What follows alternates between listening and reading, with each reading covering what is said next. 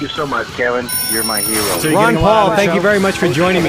Why do IRS agents, why do they have to have guns when they come to your office? Media is a Kevin Trudeau because fan. they're afraid people will be angry enough. This character's name that I'm reading the book by is, his name is Kevin Trudeau, about the Federal Trade Commission, the Food and Drug Administration, Congress, and the drug companies. Maybe you should just stick to that blockbuster lineup of Mr. Fix-It. I'm getting ready to times, but because of that, it allows you to really focus and create what you really want. And when you stop looking at what you don't want and start focusing on what you do want, that's when you create it. And that's what the whole program is about.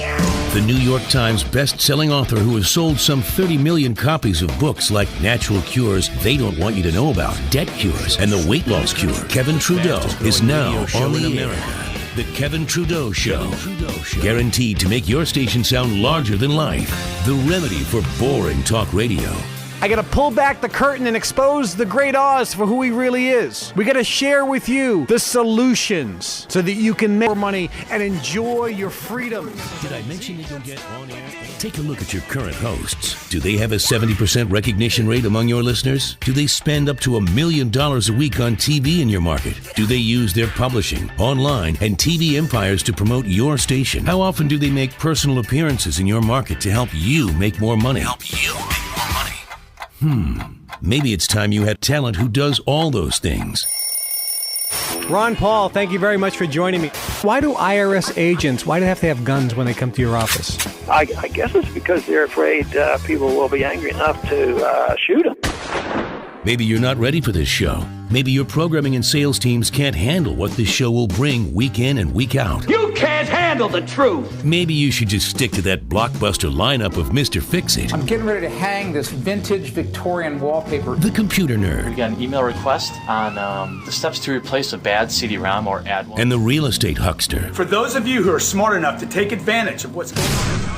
All drug companies want to do is they want to sell more drugs. They want more people to take more drugs every day for the rest of their life. It isn't a secret. The CEOs say it in their meetings. Their goal is not curing and preventing disease. Take a look at your current hosts. Do they have a 70% guarantee to make your station sound larger than life? The remedy for boring talk radio. I gotta pull back the curtain and expose the great Oz for who he really is. We gotta share with you the solutions so that you can make more money, save more money, keep more money, and enjoy your freedoms. Did I mention that you'll get on-air and online content, including video of the show for free? Reserve the most powerful, intriguing, must-hear, explosive radio show sweeping the country. The fastest-growing radio show in America. The Kevin Trudeau Show. Guaranteed to make your station sound larger than life. The remedy for freedom and the greatest country on the planet. We can do it. We can do it. We can do it. He's uncensored. He's unafraid. And if you don't call now to reserve the Kevin Trudeau Show for your station, he could be on the air down the street. We're going to share with you the solutions so that you can make more money, save more money, keep more money, and enjoy your freedom. You can't handle the truth. The Kevin Trudeau Show. This Ron Paul, is thank the you. Kevin Trudeau Show. I am exposing the corruption in government and in major multinational corporations. We're telling you the things that they don't want you to know that will make your life better. Welcome, everybody. Kevin Trudeau here. Welcome to the Kevin Trudeau Show, the new relaunch of the Kevin Trudeau Show. If you were watching a little earlier, you saw some clips and some videos of the original show that aired over 15 years ago now. We had that show on over, I think it was close to 700 independent stations around the world. And it was estimated somewhere close to 100 million listeners and viewers of that material. Unbelievable. This is before podcasts, before Spotify, before YouTube, before Apple Podcasts, before the internet, really. We just kind of live streamed it on my website back then. And back then, I launched the radio show. It was 3 hours a day. It was like Rush Limbaugh or Howard Stern, 3 hours a day, 5 days a week. I had a little studio in my office, and I broadcast a radio show. And man, people just loved that show. Then we put a camera in the studio, and the camera basically was filming me shoot the radio show. And the response was off the chart. But some of you may know the story, and then I'll tell you the story at some point in the future. If you don't know, it's on KevinTrudeauFanClub.com, the whole history. But I was away, as they say, to college for about 8.5 years. Contempt of court. I got the longest sentence in the history of America for contempt of court, which, as you know, is really not a crime. It's not a misdemeanor. It's not a felony. And I spent almost 10 years in federal prison. So I was off the air, and now I'm back. People are saying, please come back and do the show. So why am I doing this show, first off? Why am I here? This is our first inaugural launch. By the way, we'll have lots of mistakes, lots of errors, and we'll have a production meeting where I yell at everybody afterwards, and next week will be better, and the week after will be better. By the way, before I even start, I got some people here in the room. This is the greatest thing that's ever happened. ABC News is here right now. They're right over here. They're filming me film the show. ABC News, one of the major news broadcasters in the world. Now, you know, you've heard things about the fake news and the mainstream media. A lot of people hate them. And ABC News, before I went away, they flew to Zurich unannounced. All they had to do was call me. I would have set up an interview with them. And they did some what's called sensationalistic journalism. Some people call it ambush journalism or gotcha journalism. Hey, they're just doing their jobs. They wanted to get good views. They wanted controversy. Terrific. So they caught me on the street. I was looking really good. Had a nice overcoat on, had my fedora hat on, and I had somebody actually filming them film me. And they asked some questions, and they did this kind of hit job piece on me back then. But got me great publicity. It was fantastic. But all in all, ABC News is a pretty good organization. Then they actually came. I invited them to a Global Information Network major weekend event that was going on in Dallas, Texas. We were just talking about it before the show, because the crew here was there. Actually, the producer was actually there. I brought him down, and he had his film crew there. They were there for 2 days. I think we had 5,000 or 7,000 people there. I'm not sure.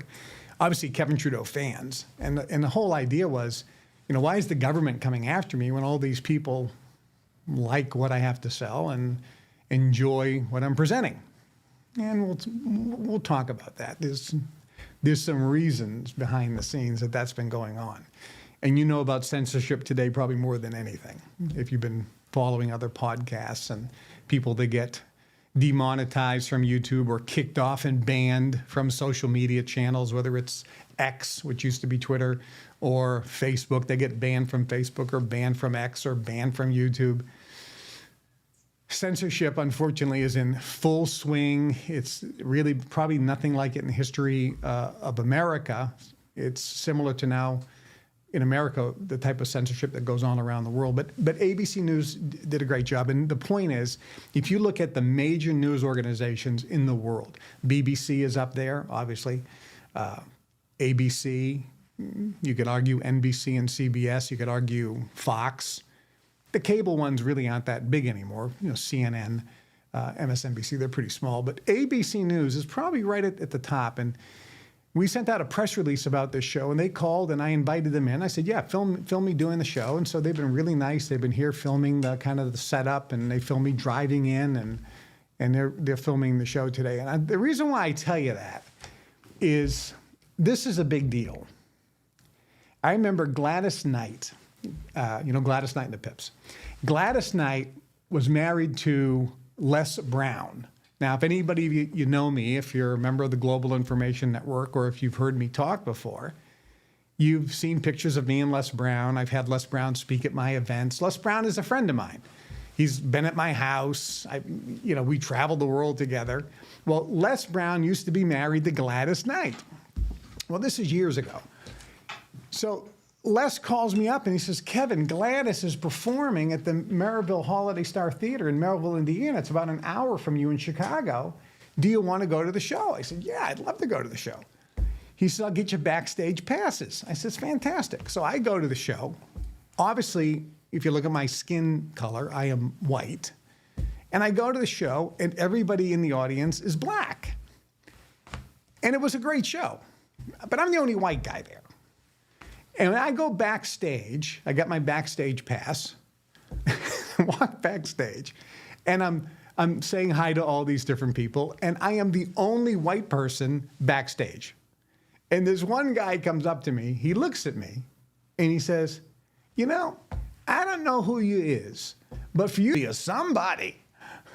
So the reason why I say that is the fact that ABC News is here, and I am so grateful that they're here. It doesn't matter what they say in the show, but I am so grateful that they're here because it shows the world this is something important, the fact that I'm relaunching this show. This is the show where I tell you everything they don't want you to know about.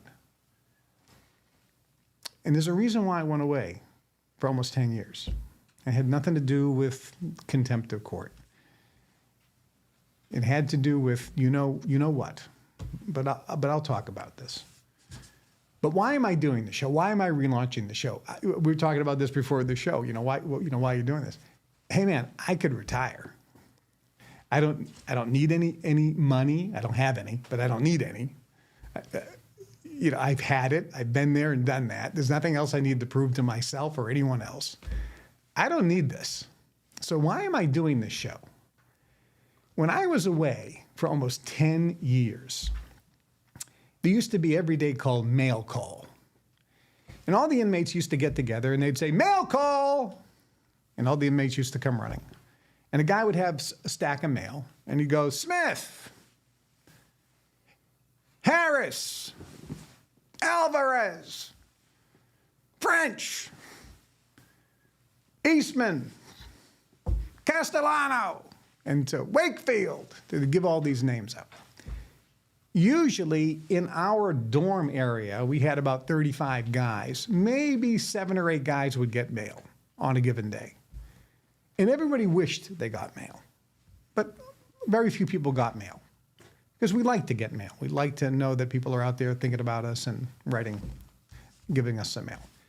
Then they'd say, Trudeau. And in many times, I remember they had a mailbag, a big mailbag with hundreds, sometimes thousands of pieces of mail. And I was almost a little embarrassed that I got so much mail from you, supporters from around the world, over 100 and something countries around the world would send me letters. And I would sit there and I tried, and guys who there with me know, I would sit there sometimes, stay up all night trying to read every letter because I was so appreciative of the support and the letters I got from you all around the world. And the number of letters from people that were saying, Kevin, please come back, please write some more books, please, you've changed my life, you've helped me in so many ways, you've empowered me, you've encouraged me, you've helped me take more responsibility for my life, you've opened my eyes to things, you've given me things to think about, you've made me a better person by sharing what you're sharing. You're teaching me how to overcome adversity, how to attain peace and joy within, how to deal with people better, how to communicate better, how to set goals and achieve them. And what you're teaching and the books that you're recommending and the audios that you're suggesting are just so empowering. No one's talking this positive message, this uplifting message. I've read your book, Natural Cures, Kevin. I read your book, Mega Memory. I've read your book, Free Money, and I got $3,000. I did this.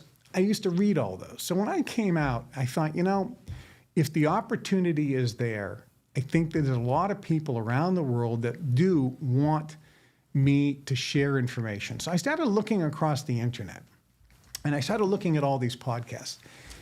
There's entertaining shows that I've been on, like Howard Stern. I was on the Howard Stern show.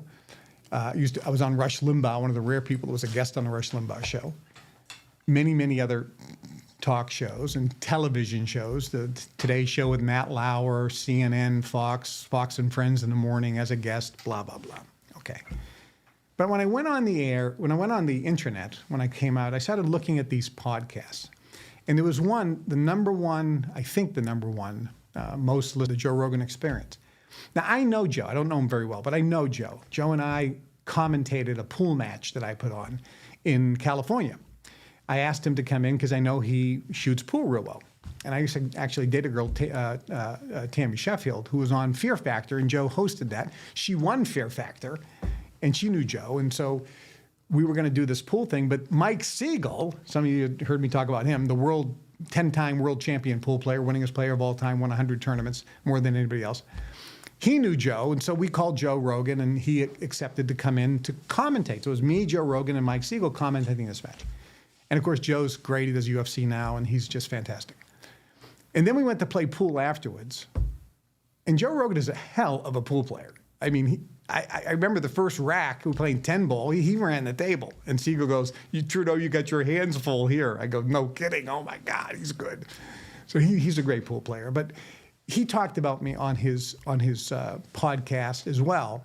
But when I looked at the numbers that he was getting and I watched his podcast and the subjects that he was covering, I thought to myself, you know, my show before podcast, the Kevin Trudeau Show, we had more listeners, more viewers, and I thought our show was as good as Joe's, and it was a different style.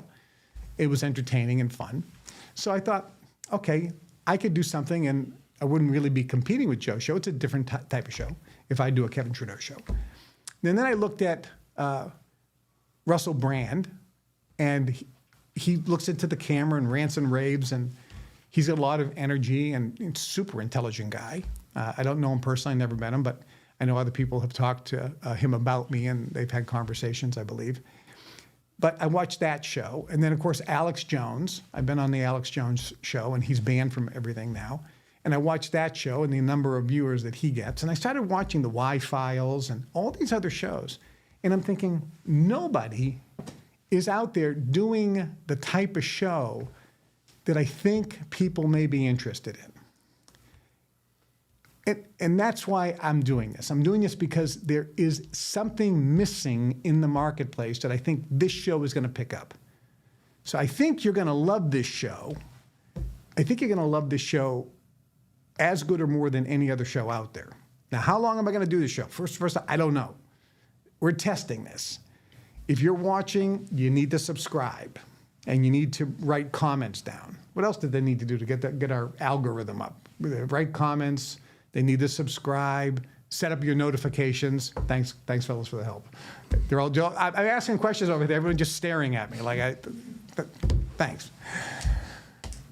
So if you're not a subscriber, subscribe to the channel, set the notifications, and write some type of comment at the end of the show. That'll get our algorithm up. Because here's the deal: if in a short period of time I don't have 1 million subscribers, I'm not going to do the show anymore. Now, we're going to do the show 1 day a week live. I'm broadcasting it live, and then we'll be archived. And then if the show does catch on, I may go to 2, 3, 4, maybe as many as 5 days a week live. I may be broadcasting this show again, because there's a ton of stuff that I can share with you that can help improve the quality of your life. So when you look at, we have a Telegram channel. I have a fan club. When I was away, someone set up a fan club, the Kevin Trudeau fan club. And we had, I don't know, hundreds of thousands, millions, I don't know how many numbers, that would go to the fan club website, go to the fan club Facebook channel. We have a Telegram channel now for the Facebook, for the fan club, a fan club Telegram channel, and we got thousands of people on there. The comments, if you were to read the comments, and ABC News, you guys should read those comments. You read those comments, they are 99.99% overwhelmingly positive. And again, that's really why I'm doing this show.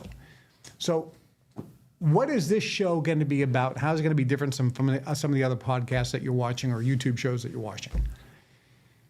Well, number one, if you haven't seen already,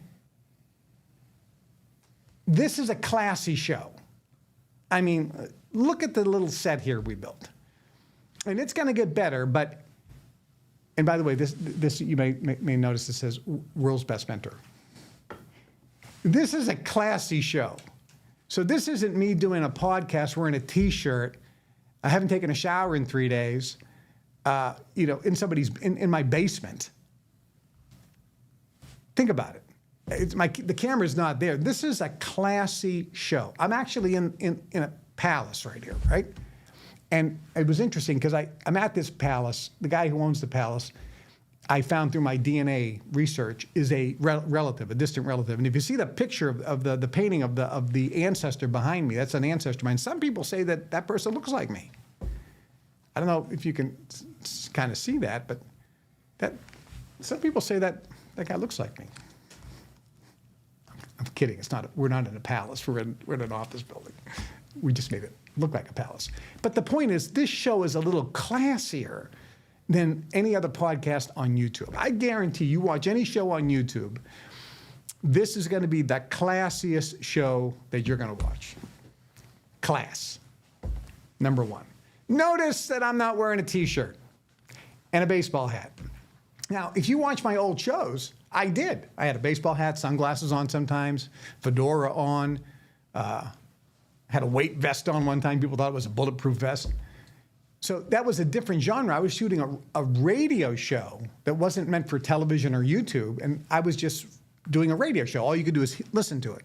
But this show is for YouTube and for Rumble and for Facebook and for Telegram and for X and different social media platforms, in addition to Spotify and the other podcast places where you just listen. We're going to have video. So it's going to be classy. It's going to be different. That's number one. So I'm going to dress a little different than you're going to see, and the set's going to look a little different. Next, I will have some guests. So like the old Johnny Carson show or the Tonight Show or David Letterman show. Some of you don't even know who those people are because you're too young. But any of the late night shows where they actually have a guest sitting right there, we're going to have a chair there, and I have so many people from around the world who are saying, Kevin, have me on your show. Celebrities, billionaires, people that will blow your mind that says, Kevin, you're doing a show? I'll come down and be on as a guest. Live here. And they'll be sitting right there, and so I will be interviewing some people. We're obviously going to have some guests come on video.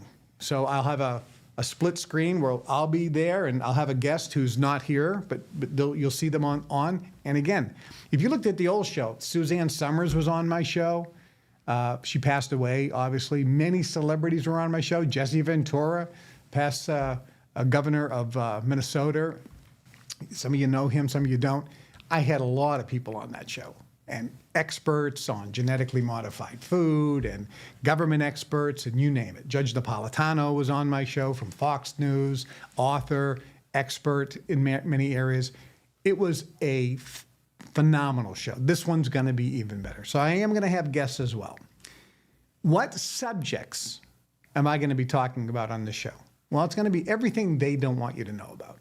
So what things don't they want you to know about? Well, first off, let me tell you what we're not going to do. This is not going to be a left versus right, a liberal versus conservative, a political show where we talk about Republicans and Democrats. No, it's not going to be about that. Let other people talk about that and bore you to death. We're going to be sharing information that if you know it, it can help improve the quality of your life and your standard of living. And it's not going to be a U.S.-centric show. I know we have followers, I have supporters from well over 100 countries around the world. I have followers probably watching right now or will watch when they wake up and they'll catch the replay from Iran. I get followers from Afghanistan. I get followers from all of Eastern Europe, Italy, France, Spain, Germany, Luxembourg, the UK, Norway, Sweden, Romania, Albania, all throughout Europe, all through the Middle East. I get followers who are going to be watching from Saudi Arabia and Bahrain and Dubai and many Middle Eastern states. I get people from Southeast Asia, from Singapore, from Thailand, from Laos, from India, Japan, Australia, New Zealand. We got people all throughout the African continent, South Africa, all the way up. I was talking to a woman on the phone a few months ago, a supporter from Somalia, another one from the Gold Coast, Ivory Coast, another one from Congo, Ethiopia. All throughout Africa, there are followers who love Kevin Trudeau and what I do.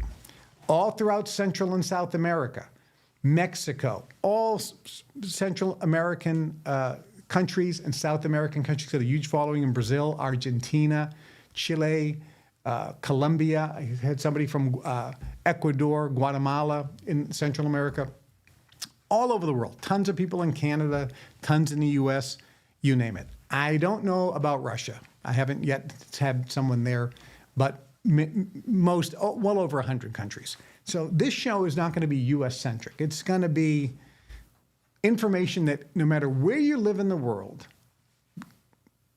you can be helped in many areas. So we're going to talk about things like natural cures. See that book back there? That book was #1 on the New York Times best-selling list for 26 weeks in a row, the year that it came out. Sold, estimated over 50 million copies. The year that it came out, it was the #1 best-selling book in America in any genre. The #1 best-selling book. And it reveals the unholy alliance between the pharmaceutical industry, food industry, and government, and how they're not working to keep you healthy. I remember when I was on the Today Show with Matt Lauer. I was there to talk about the book. I walk into the studio. Katie Couric was there.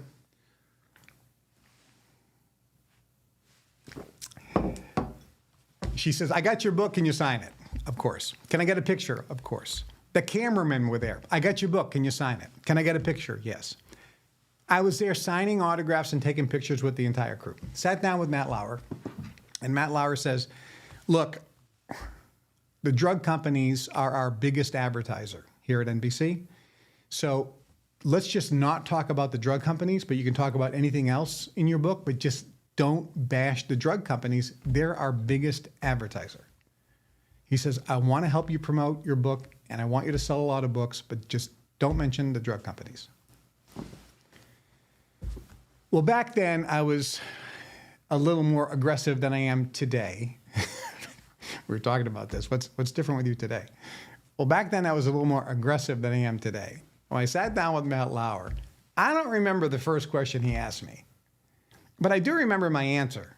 My answer was something like, "That's not the right question. The right question is, why did you tell me 5 minutes ago not to talk about the drug companies because they're your biggest advertiser?" That's the problem. The drug companies control media. They control journalism. They control the TV networks. That's the problem. It's censorship because of the drug companies, because they're paying you so much money on advertising, you can't say anything bad about them. And I went on and on and on. I said, the pharmaceutical companies, think about it, Matt, they're publicly traded companies. The directors and the board of directors and the officers have a fiduciary responsibility to the shareholders to increase shareholder value, which means make more profits. Their goal, drug companies' goal, because they're publicly traded, their goal is to make as much money as they can. It's not to cure or prevent disease. It's to sell more drugs. And if a drug company's goal was to cure disease, healthy people don't need drugs. They have a conflict of interest. And when I said that, and it's something to that effect, Matt was just shaking his head like he just was beside himself. But that's the thing that everybody talked about with that book, Natural Cure. So on this show, I'm going to be giving you the natural cures that they don't want you to know about. Because there are natural ways to cure acid reflux. There's natural ways to cure high blood pressure. You don't need the drugs. First off, I'm not a doctor, so don't listen to anything I say. Talk to your medical professional first. Consult with them, take their advice. I'm just giving you my opinions, things to think about and chew on. You make your own choices. So natural cures. We're going to talk about ways that you can use your mind to manifest your goals, dreams, and desires. Things that you have heard about in the book Think and Grow Rich by Napoleon Hill, or Ask and It Is Given by Esther Hicks, The Teachings of Abraham, The Law of Attraction in the book The Secret that was promoted by Oprah Winfrey. This is not controversial stuff, but when I say it, all of a sudden it's heresy. And it's controversial. But when Oprah says it, it's, of course. And Arnold Schwarzenegger says it on his documentary, how he uses the mind and makes a picture of what he wants and uses willpower and perseverance. It's brilliant. I say the same things, and it's heresy. But we'll be talking about those things that they don't want you to know about in every era. We'll be talking about genetically modified foods, food additives that are hurting you, that maybe aren't giving you the best for you and your family. We'll also be talking about, and I'll be showing clips of how advertisers are completely manipulating you, how they're lying and deceiving. And I'll also show clips from news headlines. And I may pick up on ABC once in a while. But I watch some of the news headlines and I catch them from CNN, ABC, Fox News, CBS. Hey, you can even go to CBN, Christian Broadcasting Network. Nobody's immune.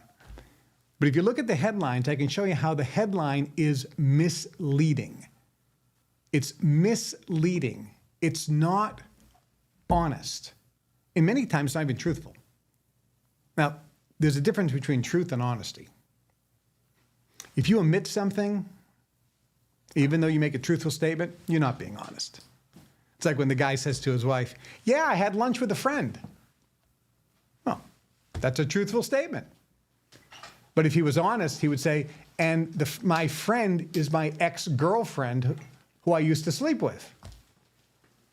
That would be honest, but he doesn't say that. So there's truth and honesty. So I'm going to be sharing with you things about how the mainstream media, and of course, ABC exception because they're wonderful. They're right here. The mainstream media, whether it's ABC, CBS, NBC, CNN, Fox, MSNBC, blah, blah, blah, blah, blah. How they, in both their news and what's online, how they use clickbait to suck you in with a picture that's misleading, with a headline that's misleading, and how you are being manipulated to think a certain way. The reason why I'm going to be showing you this is, and this is very significant, when you watch a magic show, the magician does a trick. You don't know how he does it. It looks like magic. If somebody was to expose how the trick was done, now, if the magician did that trick again, it's no longer magic because you know how he's doing it. If somebody is manipulating you in the media using techniques, and I know these techniques, and then I show you how you're being manipulated and the technique, you just got empowered. Because the next time you watch TV, listen to the radio, read something online, all of a sudden now, it goes ding, ding, ding, ding, ding. You actually see what's happening. You know what they're doing. And you just got empowered. Very, very cool. Very, very cool. So the show is going to be about, it's going to be fun, it's going to be uplifting, it's going to be motivational, inspirational. When you watch the show, at the end of the show, you're going to feel better than when you started watching the show. And that's the other thing. When I watched all these other shows, I was watching an episode on somebody's show. I'm not going to mention their name. But I watched the show, and it was like, and this guy's wrong, and they're evil, and they're greedy, and they're manipulating you. And I'm like going, okay, I feel like committing suicide now after an hour. Because he took the guy was like telling me all these horrible things that are going on in the world, but not giving me any solution. It's like, why bother to live? Everything's going right down the tubes. So this show is not going to be about this. Show is going to be about the solution and ways for you to positively impact your life, positively improve the quality of your life, and improve your standard of living. So the show is going to be way different. Now, I did. By the way, I got to thank everybody. And by the way, I don't have a clock here. Just so you guys know, I have no idea how long I've been on or anything like that. And this is water, by the way. For those of you who know Gary Spivey, Gary Spivey is a good friend of mine. He's a world-famous psychic. I just talked to him this morning, and he's going to be on the show. And if you can call in, and he'll do fun stuff with you. He's an energy worker. Gary Spivey and we traveled. He lived with me for a while, and he's a great friend. We've known each other forever. But we were in some radio station, someplace in America. He was doing a radio show, and he said, "You want to come with me?" I said, "Yeah." We were traveling. I said, "Yeah, I'll go to the station with you for the show." So we went into the show. It's like 8 o'clock in the morning, some morning drive time radio show. So Gary has a bottle of water with him. So he's got the bottle of water there. He's got 2 bottles of water, actually. He's got 2 bottles of water. So he's got one, and he's sipping out of the bottle of water. He's got about halfway done before the show starts, which is fine. You want to hydrate, coat your throat. And then he starts the show. Well, I grabbed the other bottle of water. I'm sitting off to the side. I'm not in the camera shot. They had a camera in the studio, but it was a radio show. And I drink the water, and I spit it out. It was pure gin. It's like 8 o'clock in the morning. And Gary's got a double espresso, and he's drinking. He's got a half of this water bottle already consumed. And then he looks at me. He says, "You all right?" I go, "I thought this was water." He goes, "Oh, I didn't tell you. It's my psychic cocktail." So later on, he told me, yeah, when I do a show, I always have a little gin, a little double espresso, and it has some chemical reaction. He goes, "It just makes me more psychic." I said, "Gary, you're an alcoholic. That has nothing to do with being a psychic cocktail. Nobody drinks at 8 o'clock in the morning." No, but he actually does not drink.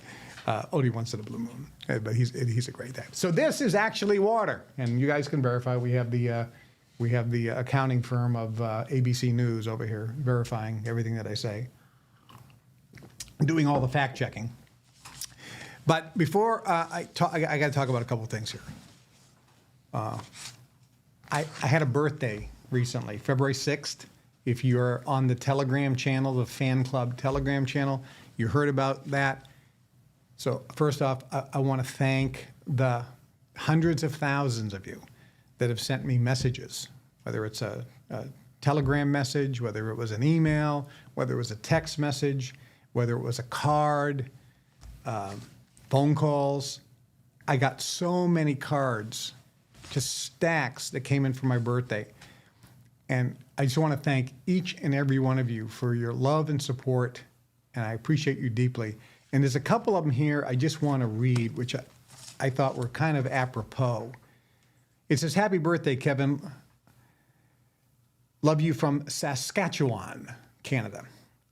Wishing you all the best on your special day. Thank you for being the world's greatest mentor."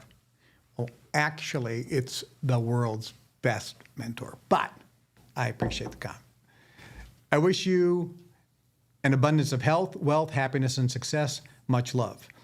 And this is a bunch of people that signed this card, by the way, and here's their picture. This is the guys from Saskatchewan. "Happy birthday, Kevin. Thank you so much for creating this club." They're talking about the fan club and the Global Information Network. "It has truly changed my life for the better. Much love." "Happy birthday, Kevin. What can I say that hasn't been said by thousands already? Thank God for you. What you've done and continue to do has been life-changing for me. I have tasted moments of bliss because of applying your teachings. May you experience the ineffable feeling on your special day and every other day. Thank you for being you." "Master Kevin, you are amazing. Thank you. I am so happy and thankful. We are building a new earth because of you. I continue to learn more about my true self because of your teachings. I am so peaceful, and now I live in the present." So this is the type of comments we get. I got another one here. "Happy birthday, dear Master Kevin. Congratulations to all of us. What a glorious day you came to this world, and such a huge honor to be with you at the same time frame. I, as a person from Afghanistan, would never imagine to be introduced to you. But today, the blessings that are coming from you have surrounded all my life and family. From the moment we have you, our life is fully covered with joy, happiness, blessing, prosperity, and fortune, and all impossibilities in our mind turned to possibilities, and we're experiencing them one after another. We are grateful for your being, having you, and for all the blessings and energy that are flowing to us from you at every moment. Thank you, Master. And then from their children, my 7-year-old son that wants to learn from you and how to fly. My 3-year-old daughter always calls you Kevin, my mom's master. God bless you. Thank you so much. I got one last one here. Dear Master, by the way, when somebody calls me master or guru, I take that with great humility and gratitude, and I appreciate that. In my life, I've had many gurus that I've called guru, or many people that I call master. In the West, when you call somebody a guru, obviously it's a cult. No, it's not a cult. Guru simply, in this context, means someone who enlightens or sheds light on things. In other words, opens up your eyes to things, awakens you. It's really all it means. Sometimes we use the word guru as somebody who's an expert. And that's true too, but really the word guru from the East means somebody who sheds light on things. It puts light where there's darkness. So it kind of opens up your eyes to things. Master, we use in martial arts all the time. Shifu, or master, or sensei. These are words that are used to somebody that we have reverence toward.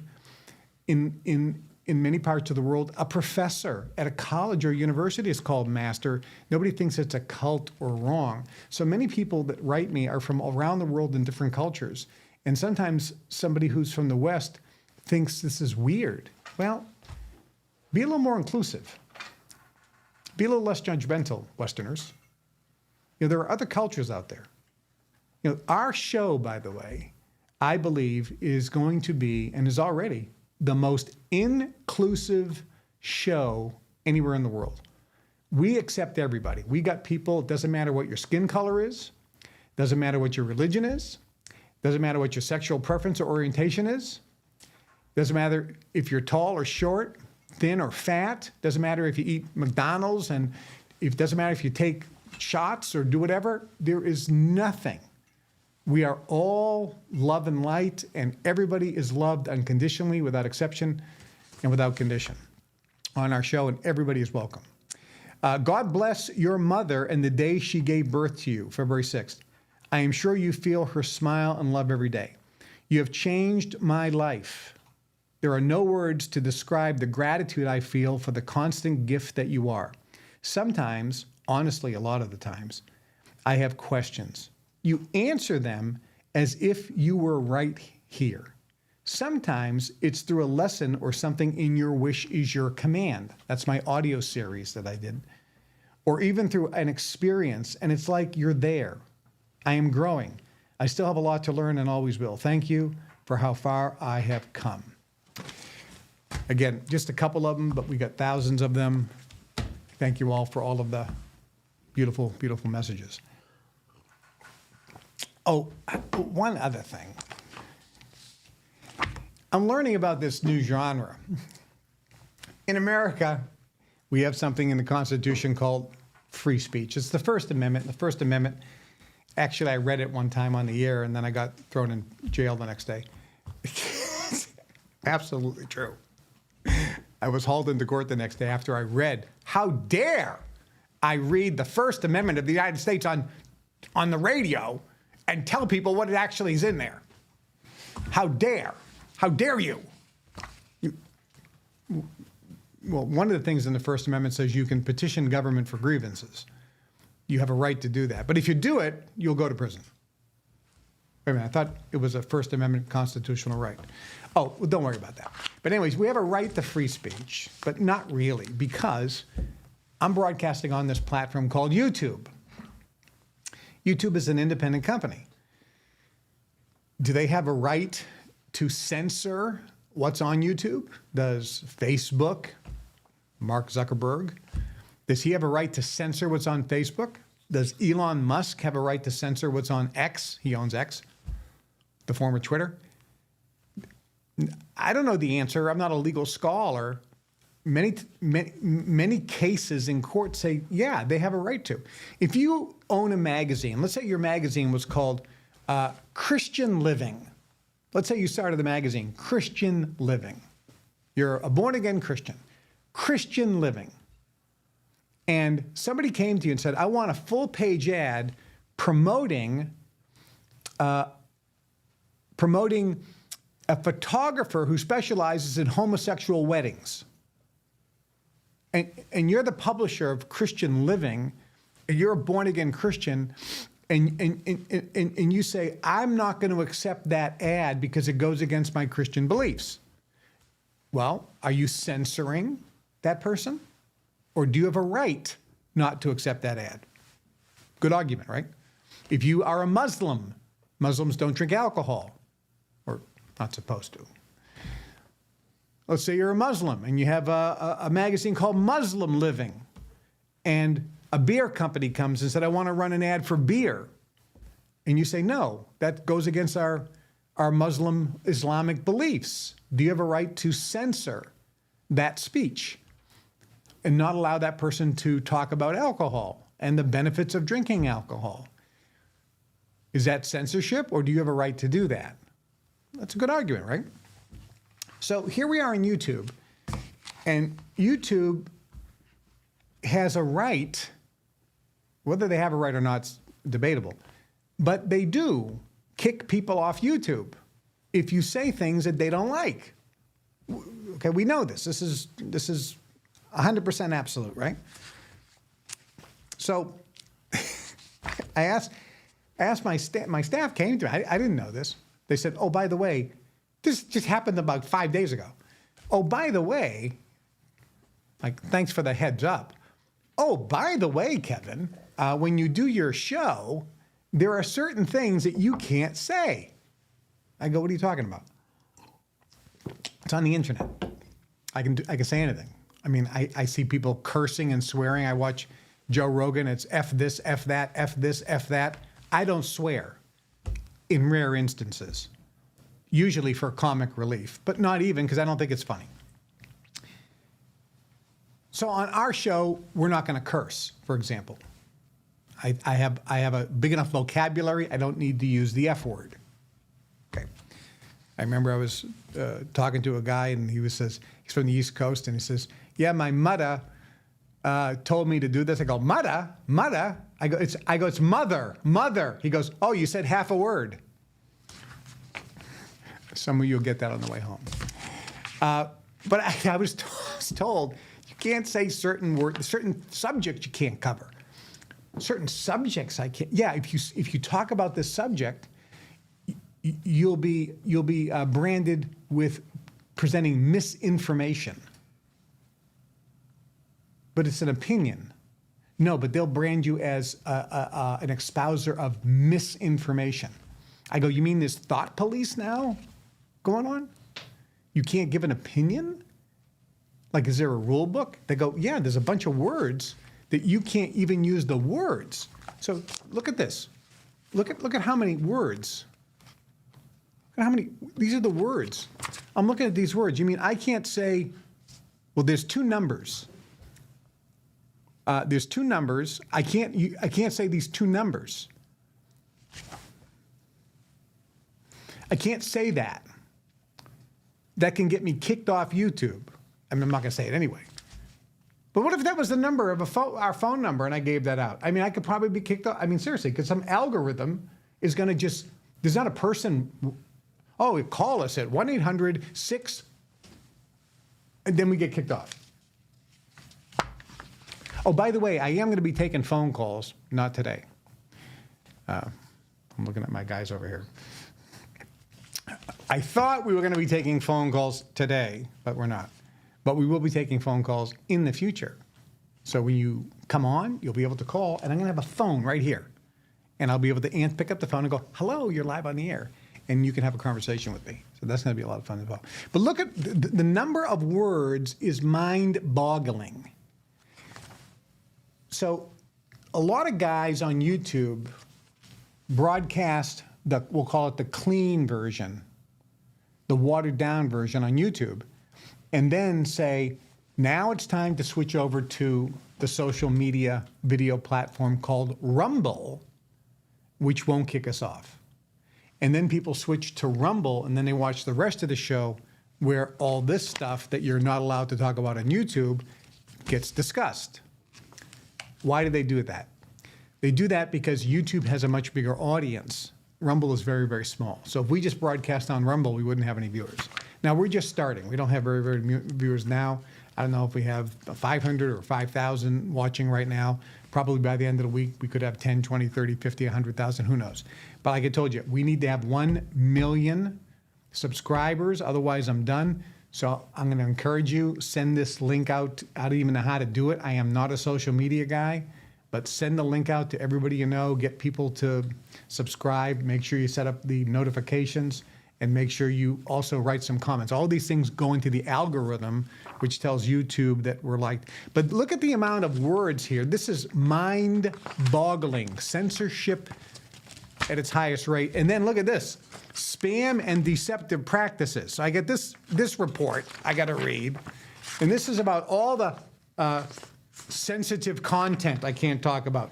Offensive thumbnails that we can't put on. Violent or dangerous content I can't talk about. Misinformation. When I wrote the book Natural Cures They Don't Want You to Know About, I was accused, and I think ABC News was one of the accusers, but I was accused of saying things that were blatantly untrue. I said lies in that book. One of the lies that I got crucified for was Johnson's baby powder, talcum powder. You read that book, it's right there. And I said, talc should not be put on your skin. Whatever goes on your skin gets absorbed into the skin. That's what a transdermal patch is. The pharmaceutical companies sell them. They deliver the drug through the skin. A transdermal patch means looks like a little Band-Aid. It could be round or square. And in the padding, they put the drug. And when you put that on your skin, it absorbs into the skin, thus into the bloodstream. Therefore, anything you put on your skin is absorbed into the bloodstream. So I said talc leads to ovarian cancer and other forms of cancer. I got crucified. I got threatened a $1 billion lawsuit by Johnson & Johnson by making that false statement. Well, ladies and gentlemen, let's add this to the Kevin was right file. What do we know today? Try to go buy some Johnson's baby powder. It's off the shelves. Talcum powder has been taken off. You can't even buy it at get it at a barbershop. Talcum powder has been proven now. It was proven back then, but it just wasn't proven enough, I guess. So the point is,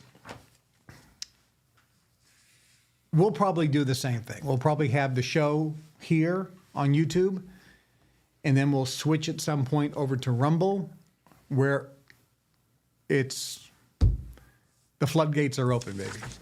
Floodgates are open. All right, so let me tell you about a couple other things. First up, I need a clock or something so I know what time it is. Everybody know what time it is? You can just say something. 1:49. 1:49. Very good. Okay. What's upcoming? Well, I got some good news to share with you. Oh, by the way, do you like these little Aladdin's lamps? I have the Aladdin's lamps here. And Aladdin, the genie, is in the lamp.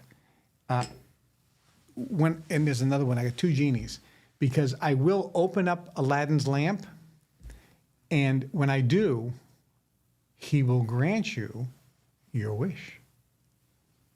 What does that mean? These guys don't even know this. That means I'm giving stuff away on the show. We're going to be giving away cash money on the show. You get the genie to grant you your wish. And we'll be giving away a lot of things on this show, so make sure you tune in. It's only for people who are watching live.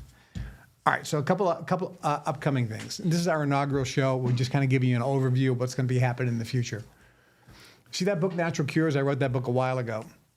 I was talking to a major publisher, actually the president of the publishing company from New York the other day, and he goes, man, please, can you come up with a new updated version of Natural Cures?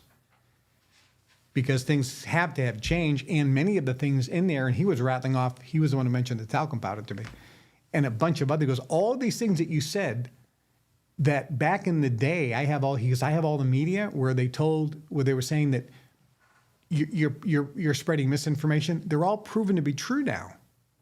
I go, so the file, Kevin was right, it's going to get bigger and bigger and bigger. He says, yeah, so please rewrite that book. So I have good news for you. This year, God willing, if all goes well. By the way, World's Best Men, we're going to change it. So now I'm going to be talking as marketing genius. So Kevin Trudeau, marketing genius. That's who's talking now. Okay. I'm going to rewrite. Oh, we need another one, Joe. #1 New York Times #1 best-selling author. That's what we need. We need one of these to say #1 New York Times best-selling author. So this year, God willing, I'm going to come up with a brand new, updated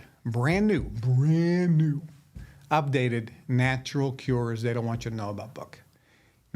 Good news for you. It's not going to be 600 pages. It's going to be a lot smaller, a lot faster read. It's going to go right to the point. So that's coming out this year. Next.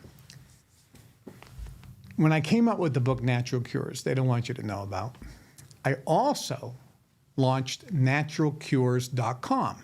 This is the website. So I'm talking to the owner of that because when I went away, the government took that over, they sold it, blah, blah, blah. So I'm talking to the owner about getting ownership again of that. And the owner is very amenable. He wants to work together, and so we're working something out. But naturalcures.com may be coming back, and this is going to be the place where you can go, which will have up-to-date information on the natural, non-drug, and non-surgical ways to cure and prevent disease that the drug companies don't want you to know about. This site, naturalcures.com, is going to be as big as WebMD. You watch. It's going to be the #1 site in the world to learn about alternatives to drugs and surgery. And let me tell you something. I'm not against drugs and surgery. I'm in a car crash. You rush me to the closest emergency room and use drugs and surgery to save my life. I am not against drugs and surgery. But if there's an alternative, a non-drug option, isn't that something that you should consider? At least consider it. Look, I cut my finger. I smoke cigars. Some of you know that, right? Like George Burns. And I love George Burns. Some of you don't know who George Burns is. You guys know who George Burns is? Okay, so George and Gracie. George and Gracie Burns, you should check that out on YouTube. He used to smoke a cigar. That was his trademark. Arnold Schwarzenegger smoked cigars. When he was governor, he had a smoking cigar tent out in front of the governor's mansion. That's where he had all his meetings. He used to sit there, not in the governor's office. He used to smoke cigars all day long. I want to be like Arnold Schwarzenegger, so I'm smoking cigars too. So I smoke cigars. And I went to the cigar lounge, and they have this cigar cutter where you put the cigar in and you pull this lever, and it slices. It's like a razor blade. It slices the cigar so it cuts off the end so you can smoke it. That way you can inhale the smoke. And they got 4 little places here because it gives you different cuts based on the size of the cigar. So I grab this cigar, and I shove it in there, and I'm holding it in like this, and then I pull, but my little finger was in one of the holes. And when I pulled this, the cutter came in, it not only cut my cigar, it cut my finger. It almost cut the tip of my finger off. Blood is going everywhere. So what do? I go to the emergency room. I want a doctor to stitch it or put my finger back together. I want drugs or surgery and save my finger. I don't want to lose the tip of my finger. I'm not against drugs and surgery. And the woman there was a trained medical doctor, and she stitched it up, put it together. And then she said, I want you to put some antibacterial something, she said, something that's antibacterial on it every day, change the bandage every day to make sure it doesn't get infected. And I said, what do you recommend? And this was beautiful. She said, well, I'm here at the hospital. I'm a medical doctor, so I have to recommend bacitracin or Neosporin. But there are some other alternatives. And I said, how about Manuka honey? Raw Manuka honey. She goes, that's the best. That will heal it faster than bacitracin or Neosporin. But I can't tell you that because I'm here at the hospital. I have to tell you the drug option. That's the blending of drugs and surgery and a natural remedy. So I went home and I used Manuka honey, and I said, how long will it take for it to heal? She goes, 2 weeks. I want you to come back in a week so I can take a look at it. I went back in a week and it was completely healed. It was almost healed in 4 days. She goes, you used the Manuka honey, right? And I said, yep. She goes, see, I told you. She goes, you can go online and find all the research. It actually works faster and better at healing than Neosporin or bacitracin. I said, yeah, when I was a kid, we used to put iodine on it. She goes, they don't recommend that because you can't get a patent on it. It's too cheap. I goes, we also used to use hydrogen peroxide. She goes, both of those things will kill all the bacteria because that's what we used to use when we were a kid. We used to put iodine on it. Remember the red iodine? Or we used to put hydrogen peroxide. But those are so inexpensive, nobody will promote them. They work as good or better than the Neosporin or the other product there. But the Manuka honey for healing is really spectacular. So naturalcures.com is going to have all these things. It's also going to have a list of every doctor that doesn't use drugs and surgery to cure and prevent disease, and that'll be searchable by location, by the type of healing modality they use, as well as what diseases they specialize in. It'll list all the common diseases and their ailments. It's going to be a spectacular website. Next, you can look over this side of my shoulder here. If you can see it, it's called the KT Daily, World's Best Nutritionals and Organics Incorporated. Has been formed with the approval of the court. Actually had to get that approved.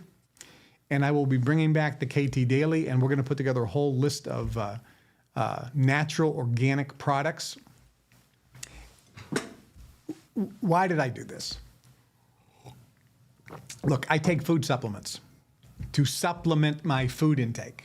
Why? Because I believe that if you eat food today, even if it's 100% organic food, you still have some nutritional deficiencies. And that comes from a whole bunch of different reasons. One, the soil is completely depleted. So even if you're buying organic carrots or organic celery, Dr. Emanuel Sharaskin, and this was, I think, 25 years ago, he said this. He said you'd have to eat 5 times the amount of fruits and vegetables today than you did as your grandparents did just to receive the same nutritional value.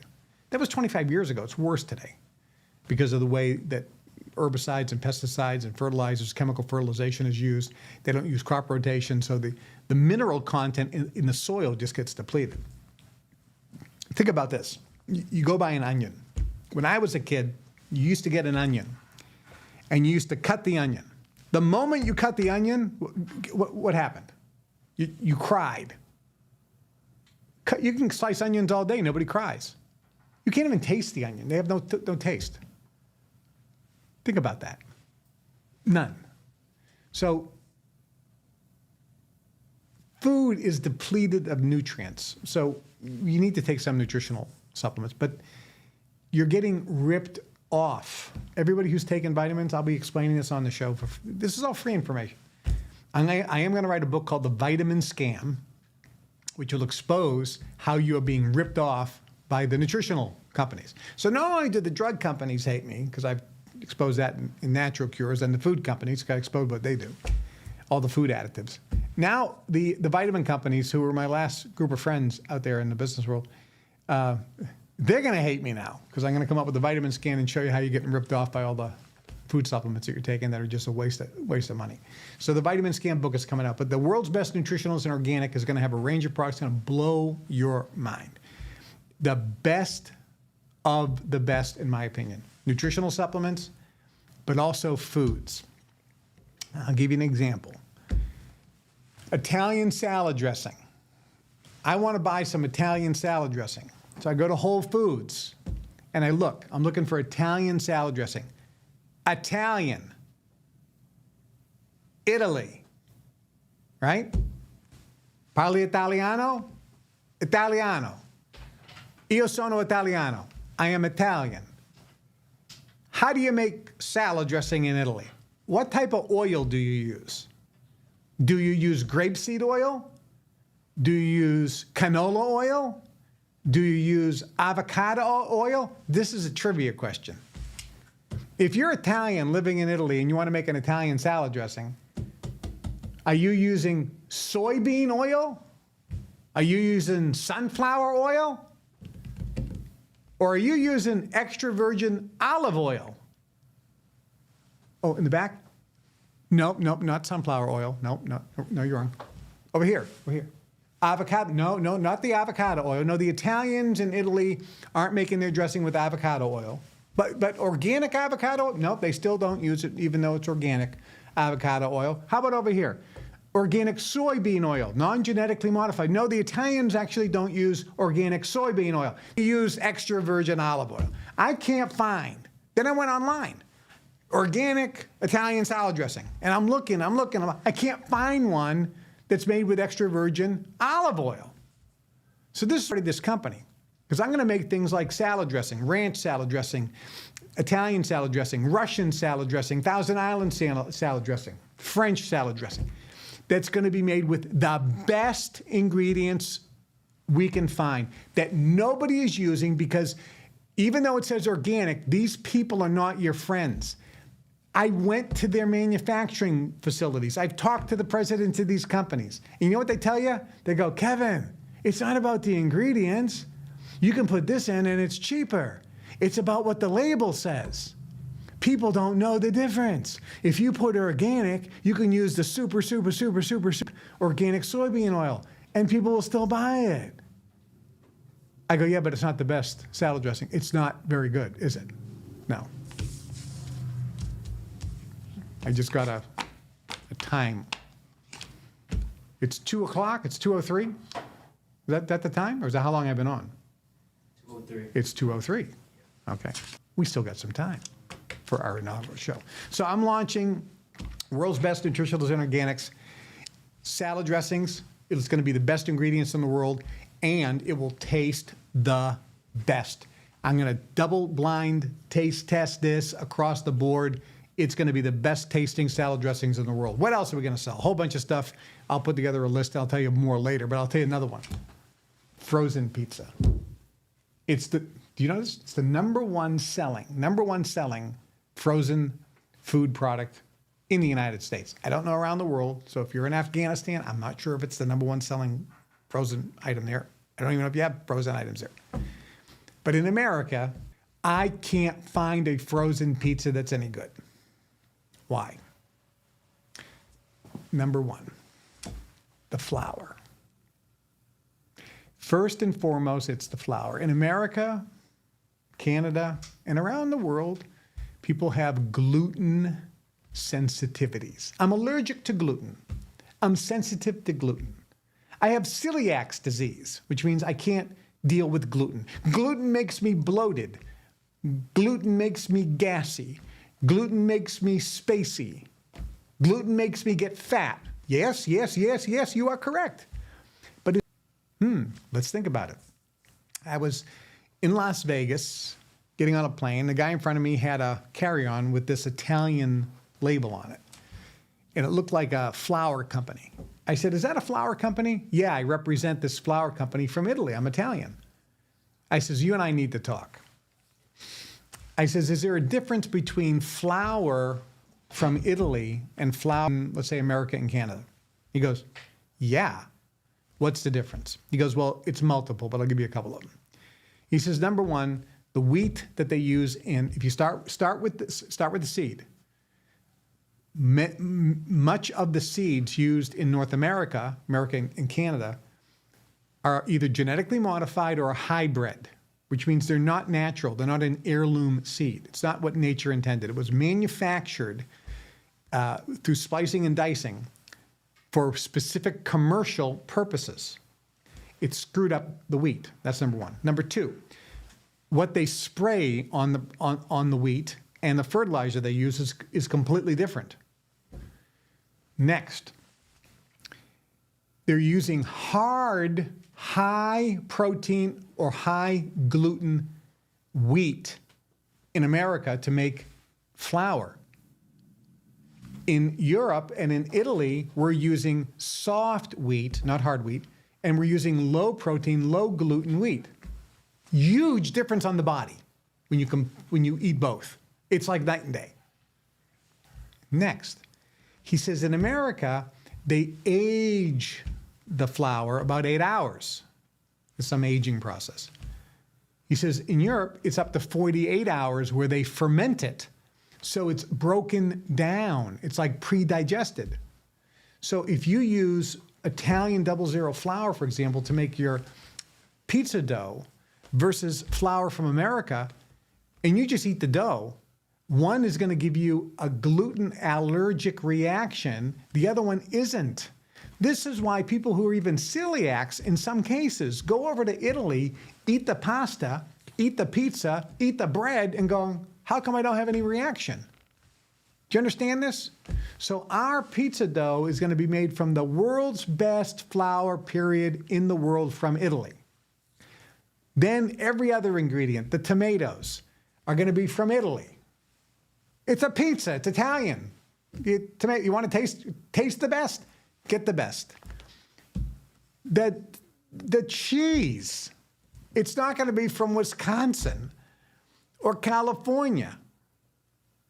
It's going to be from Italy. It's going to be real cheese from cows that eat grass that are not injected with bovine growth hormone and given antibiotics and fed corn. I'll talk more about this later. But the point is, we're going to make the best pizza in the world with the best ingredients. That's why it's going to be called World's Best. And most importantly, for most of you, is how does it taste? It's going to taste the best. How do we know? Because we're not going to sell it unless it does taste the best. We're going to have all these different pizzas out there. We're going to have people double-blind taste test them all day long. What a great job this is going to be. Bring people in, eat, free lunch. Just rate what it is. And we'll film it, and people will say, this is the best. And if we don't get the vast majority of people saying that ours tastes the best, we ain't going to sell it. So look for the world's best nutritionals and organics. Oh, we got cookies, too. I got to tell you about the cookies. You like Oreo cookies? Oh, this is going to piss some people off. Oops, can I say that word on before we get kicked off? Oh, God, help us. I'm going to say a prayer of forgiveness. Oh, bless me, Father, for I've sinned. I've said the P word. The Catholics know what I'm talking about. So let's talk about the cookies. All right, trivia question. All right. Yeah, I'm still marketing genius. I'm still talking about marketing ideas. I got some other ones over here, too. I'll bring those out in a minute. All right, but I'm still talking about marketing. So another tidbit. Oh, by the way, so if you are going to go buy, until this comes out, if you're going to go buy frozen pizza, see if it's a product from Italy. If you're buying a frozen pizza that's a product from Italy or it says Italian flour, if you can find one, then buy that and then you let me know. Let me know how it is. All right. Cookies. How many people watching by show of hands like Oreo cookies? Anybody here like Oreo cookies in the room? Okay, we got a bunch of mannequins here in the room. Nobody. Okay, if you didn't raise your hand, you didn't understand the question. Everyone likes Oreo cookies. Do you know that the Oreo cookie is a knockoff of another cookie? Did you guys know that? Anybody know that? No. It was a knockoff of another cookie. Oreo cookie was not the cookie. It didn't start. Wasn't a trailblazer. There was another company. I think the company was called Sunshine. And it came out with another cookie called the Hydrox cookie. Anybody hear of the Hydrox cookie? No, nobody's heard of the Hydrox cookie. The Hydrox cookie came out first. 2 chocolate wafers with a vanilla cream filling. That was the Hydrox cookie. Terrible name because they didn't know how to market. Then Nabisco, which anybody know what the word Nabisco stands for? Anybody here? No? Okay, everybody home know what Nabisco stands for? National Biscuit Company. National Biscuit Company. So Nabisco comes up with a knockoff to try to beat Hydrox, and they called it the Oreo, and it beat them. Do you know why the original Oreo tasted so much better than the Oreos that they make today? I will give you the reason. The number one reason is back then, in order to make the cookie crispy yet also moist, this flaky moist, but still with a crunch, they used lard in making the cookie, pork fat. And did you know that the sugar used was from sugar cane? It's called cane sugar, not high fructose corn syrup as it is today. And today, instead of the beef fat, they use hydrogenated oil, which is a trans fat, which kills you. It basically scars the inside of the arteries and gets you clogged arteries. No good. Makes you fat as well and increases your appetite. Not a good thing to consume. But it's cheap, so that's why they put it in there. The cream filling. Back in the day when the Oreo cookie was delicious, the cream filling also had in it lard, pork fat, and cane sugar and vanilla from Madagascar. World-class ingredients. And when you ate it, it was delicious, but here's the point. It was also filling. You could eat one cookie and you were completely satisfied. You didn't need to have another one. It was just like perfect. It was just like, that's enough, because you're getting a lot of good fats. It was, now back then, there's an old saying, back in the 1950s, what did they call organic food? Food. They didn't have to call it organic food because all food was organic. They didn't start using all these chemicals. Really, it started back in the 60s, primarily. Some of it in the 40s and 50s, but most of it back in the 60s.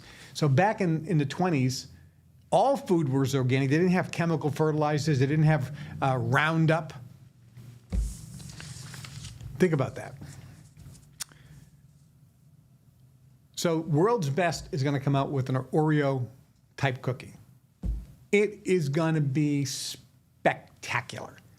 It's going to be the best-tasting Oreo-type cookie you've ever had.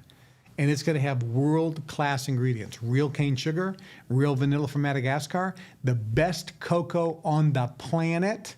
Wherever that is, we'll find it. We'll make sure it's the best tasting. It's going to be fantastic. The flour is not going to be American flour.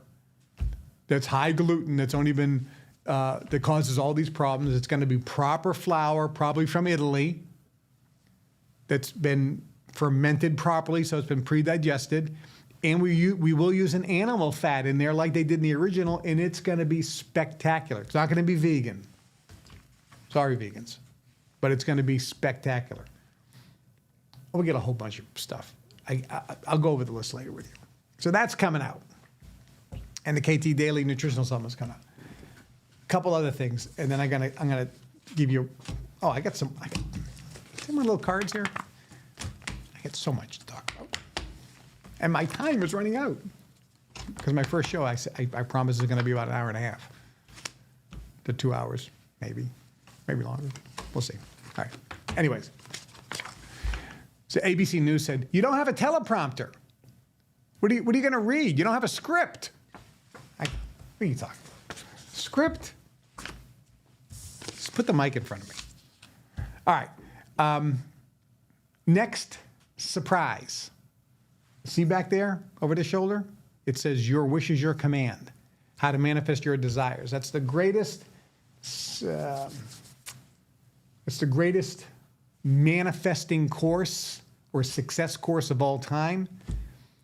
It's the Think and Grow Richer of our time. People have said it is the most unbelievable, clearest, concise program of the law of attraction and how to manifest goals, dreams, desire out there produced by anybody.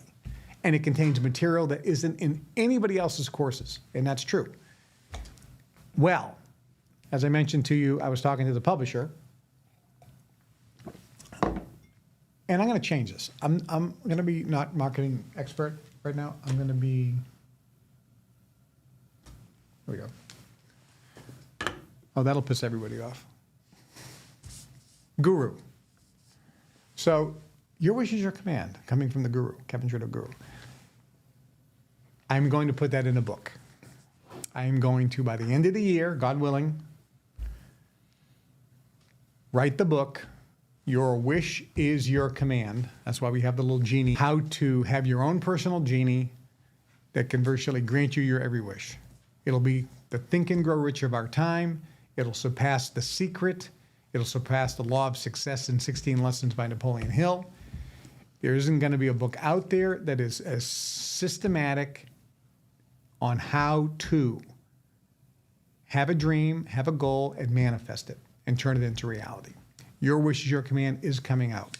I got one more book coming out as well, and that other book is called The Prodigy. And some of your, if you remember the fan club, you've heard in the last newsletter that The Prodigy is there's a bunch of book publishers as well as Hollywood. Some of you know James Gandolfini. He was Tony Soprano in The Sopranos. Well, before he passed away, it's a funny story. It's not a funny story for Tony. Kind of funny story for me. He called me and he says, Kevin, I know your history with the secret society, the Brotherhood. I have friends who are in Skull and Bones that know you. I have friends who are in different positions that know of you, have heard of you through the grapevine. And I know that you're exposing things, and I know that you have this amazing story. He goes, I want to do a series on your life of when you were young, when you got inducted into the Brotherhood, how they used your mental abilities, your psychic and abilities, and all these different abilities, and how you got trained through the Brotherhood, what the training was like, who you met, where you traveled around the world. You know, how is it that kings still call you to this day and ask for advice? Billionaires call you and ask for advice, and it's like one of the most secret things going because of your ability to see. Because I want to do a series. I want to call it The Prodigy because that's kind of what you are, and you're kind of based on a true story, dramatic series. And I said, all right, I'll do it. We had a couple conversations because I wasn't keen on doing it. I said, I really don't want to do this. I don't really want to share all that kind of intimate detail. And I understand it's going to be dramatized and so forth, but I don't really see the upside. How is it going to help people other than just maybe increase my celebrity? And he said, no, this will really expose people. It's kind of like when you're doing the show Ancient Aliens, you're exposing people to different ideas and kind of raising awareness and raising consciousness. So he kind of convinced me. I said, okay, I think I'm keen on doing it. He says, okay, great. I'm going to Rome on a trip. And when I come back, let's meet. I said, that's terrific. Have a great time in Rome. And for those of you who don't know, when he went to Rome, he dropped dead. I think it was a heart attack. So while he was on that trip, he dropped dead, and I got the news from his studio people. And I was like, okay, well, it was not meant to be. It wasn't meant to be for Tony, James Gandolfini. But it certainly wasn't meant to be. So now I've had publishers call me, as well as Hollywood, and they said, we want to do a series and bring this back to life and tell your story, because it's almost kind of like an X-Men series or a MK Ultra series. You know, the Bourne Identity, although you weren't an assassin, but you worked in this group. We think it'll be kind of a cool story. So I said, all right, well, why don't we start with the book and see if there's an interest. And if there's an interest, then we can do that. So I am going to be coming out with a book, and maybe a series of books, not one.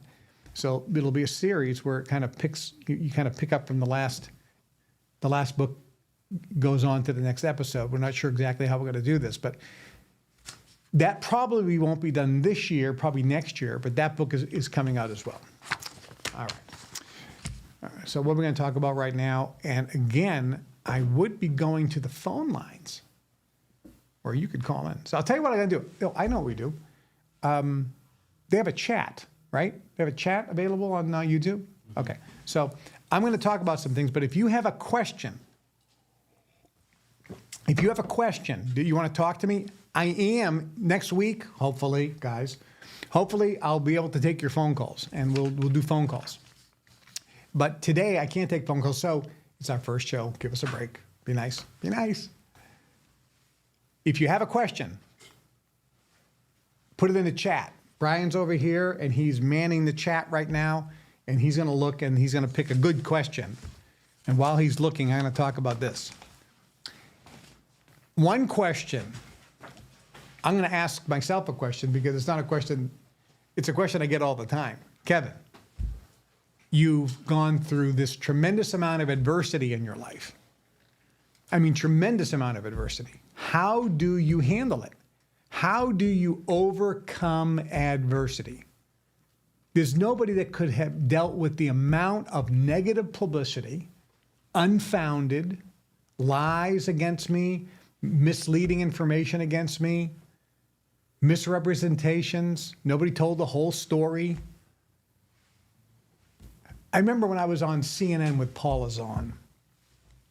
I'm on CNN with Paula Zahn. The book Natural Cures comes out. She has me on the show.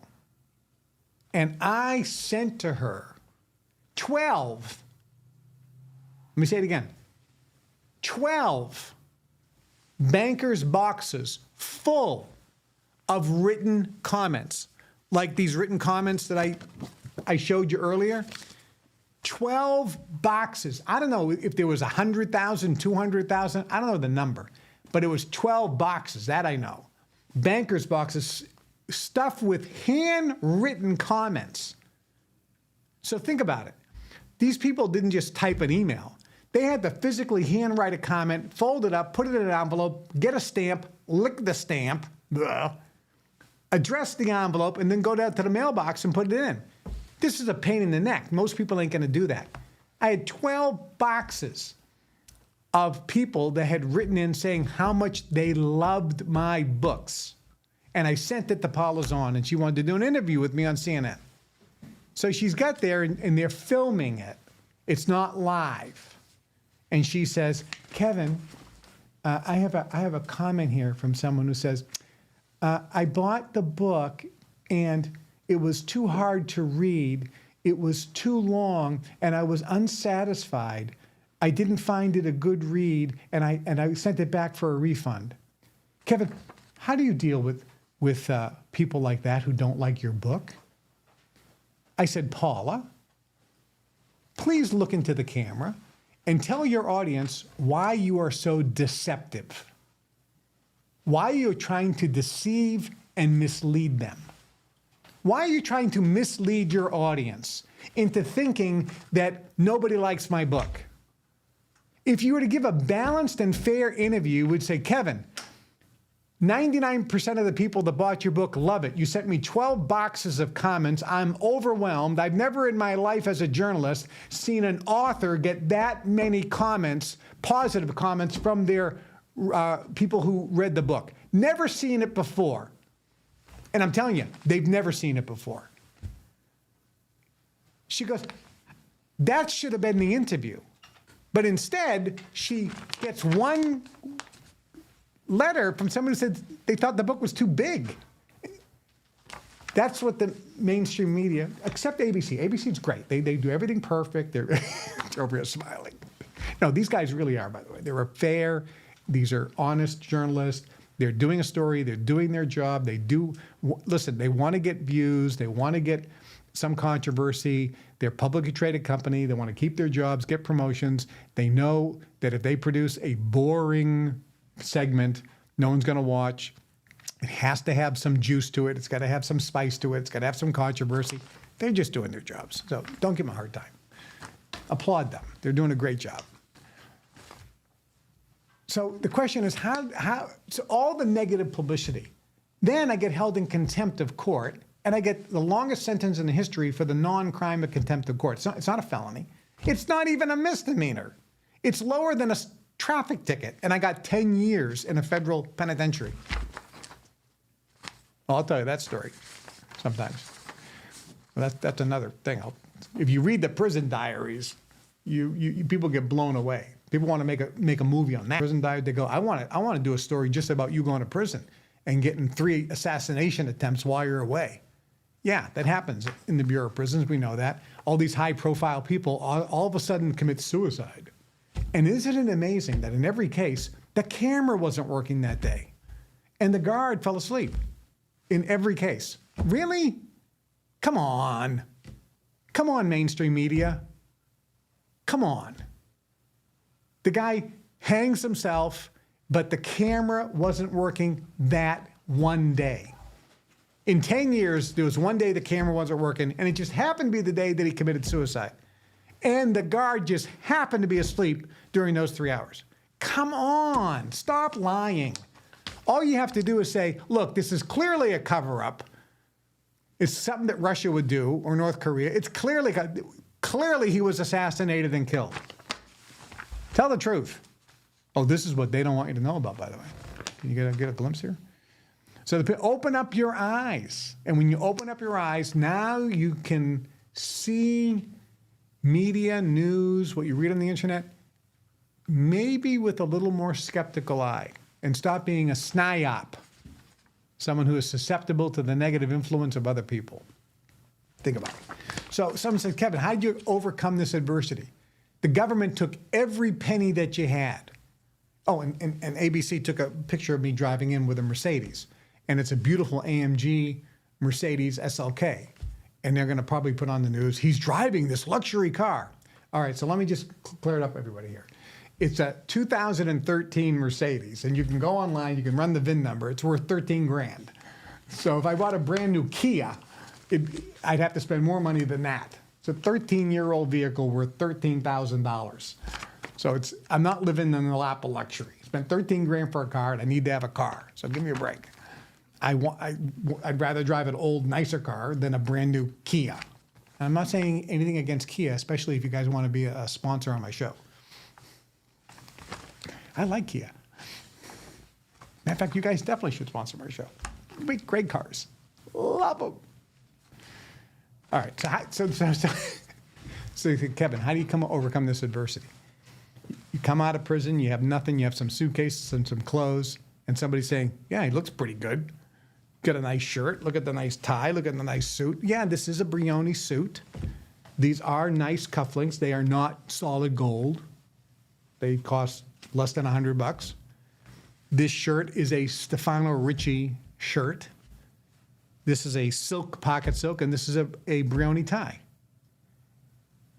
Guess how old the suit is? It's 30 years old. When you buy good quality material or good quality suits, they will last. Same thing with the tie. Same thing with the shirt. The shirt's probably 20 years old. The tie is at least 20 years old. The pocket silk, who knows? 30 years, 20 years, 25 years, 15 years. This is stuff I bought 15, 20, 25 years ago that the court said you are allowed to keep. Because when you got out of prison, you don't have any money. We took every penny. So I had some clothes, thank God, and thank God it fit me. Because you know when you're in prison, you either get skinny, most people don't, they get fat. So when I came out, luckily the clothes still fit me. The neck still fits. Not too bad. And it still buttons. Pretty good. And the shoes, I got nice shoes on. Alden shoes, good quality, they'll last for 100 years. So I bought good stuff 20, 30 years ago. You guys saw me with a long overcoat. It's a cashmere overcoat made by Salka. They're no longer in business. They were on Oak Street in Chicago, and they used to make all the shirts and clothes for Al Capone, so they say. But it's all handmade from Italy, called Salka. And I have a handmade, I had this beautiful Salka overcoat. I got that, I think in 1991. Actually, I think it could have been even earlier. But somewhere around 1990, 1991, I bought that overcoat. And I wore it today. And I have a fedora, a gray fedora, which is made downtown Chicago, which I also bought a while ago. Good clothes last, thank God. So, Kevin, you got every penny taken away. You came out of prison. You didn't have a nickel to your name. You're magically pulling things together because I am a marketing genius, and because you're a guru, and in the old days, you used to be the infomercial king. And of course, everybody knows me that I am a former insider. Okay, let's go back to guru. I'm doing a guru talk. Here we go. Guru talk now. All right. So someone says, how do you overcome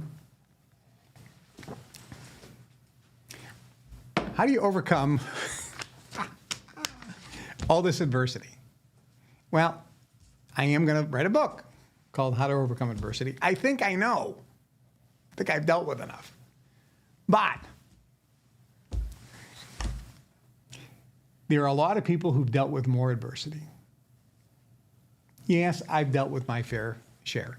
And for most people, when you see the lawsuits, losing every penny, having every nickel taken away from you, starting at 58 years old from scratch with a couple suitcases. They allowed me to keep a few suitcases when I came out. And some clothes. That's all I had. That was it. I didn't have a hair dryer, didn't have a toothbrush. Had to start all over again. How do you overcome adversity? How do you overcome when you feel that you've been wronged, where you've been falsely accused, where there's never been a finding of wrongdoing in any of the charges except for contempt? But always, no finding of wrongdoing, no finding of wrongdoing, no finding of wrongdoing, except for contempt of court, which is, really? So how do you overcome the adversity? Well, I'm going to suggest that if you're in America, if you're not, maybe they have the app it's called the History Channel. History Channel. And there's 3 particular series that you may want to consider watching. One is called Food That Built America. And this talks about the food that are so common today, such as Entenmann's bakery goods, or Oreo cookies, or cereal, like Grape Nut cereal, or Post cereal, or Kellogg's cereal. You know, where did the name Post come from? Where did the name Kellogg come from? Kellogg's the guy's name. Post was the guy's last name. Just like Ford was the guy's last name. Pontiac was the guy's last name. Chrysler was the guy's last name, Walter Chrysler. Dodge was 2 brothers, the Dodge brothers. Most companies back then used last names as the company, with some exception, like National Biscuit Corporation, which shortened it to Nabisco. And again, these are American, and I know many people, probably more than half are watching, are not from America, but you might be familiar with the brands. But it's irrelevant where you live. If you watch Food That Built America, you're going to see, back in the late 1800s, early 1900s, and even up into the 60s, Dave Thomas, who started Wendy's, Colonel Sanders, Harlan Sanders, Colonel Sanders, who started Kentucky Fried Chicken, the McDonald's brothers, the guys who started Burger King, you're going to see their story.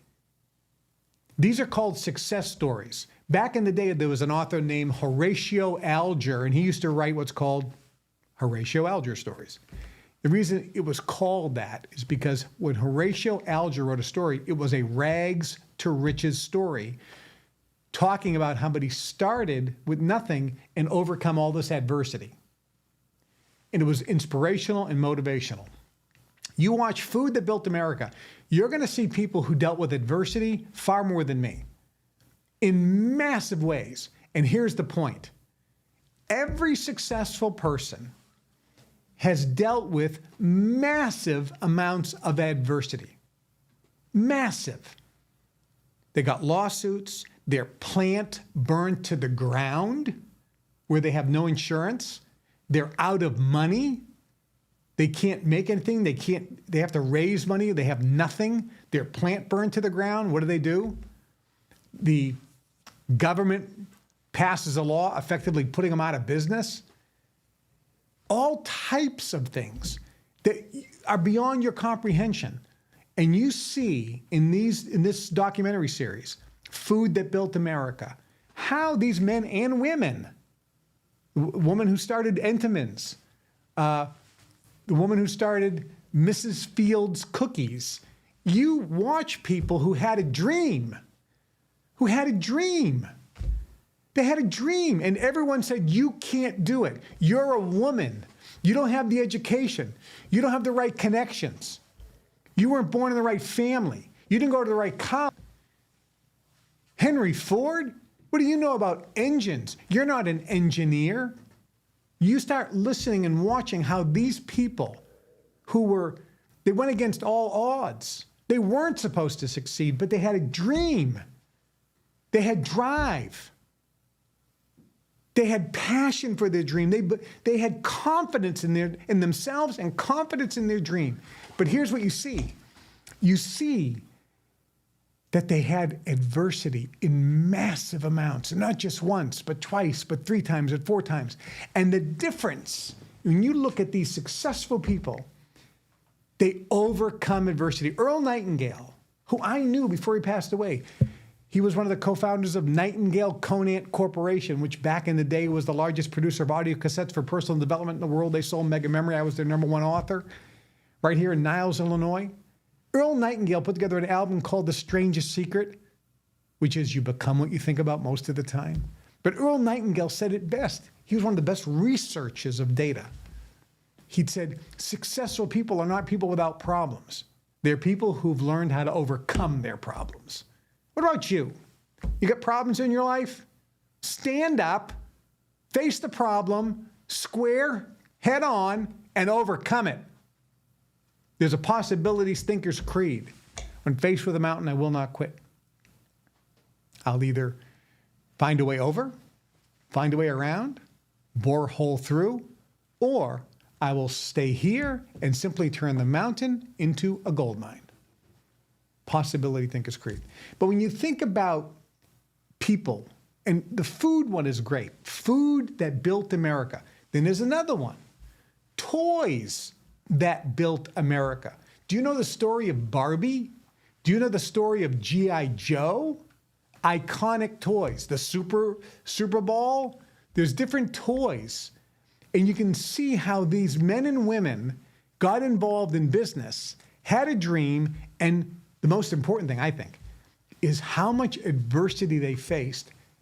And this gives you an indication of how they faced adversity to overcome it. They didn't back down.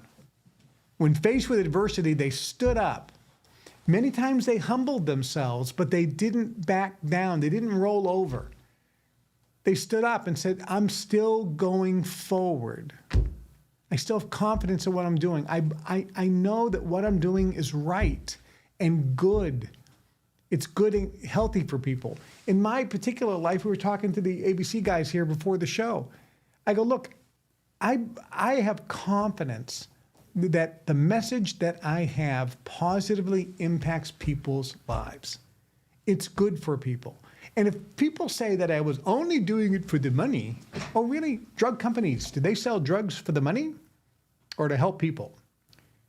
They do it only for the money. They're publicly traded companies. But there's nothing wrong with that. Nothing. Well, guess what? You can't say, am I doing this for the money?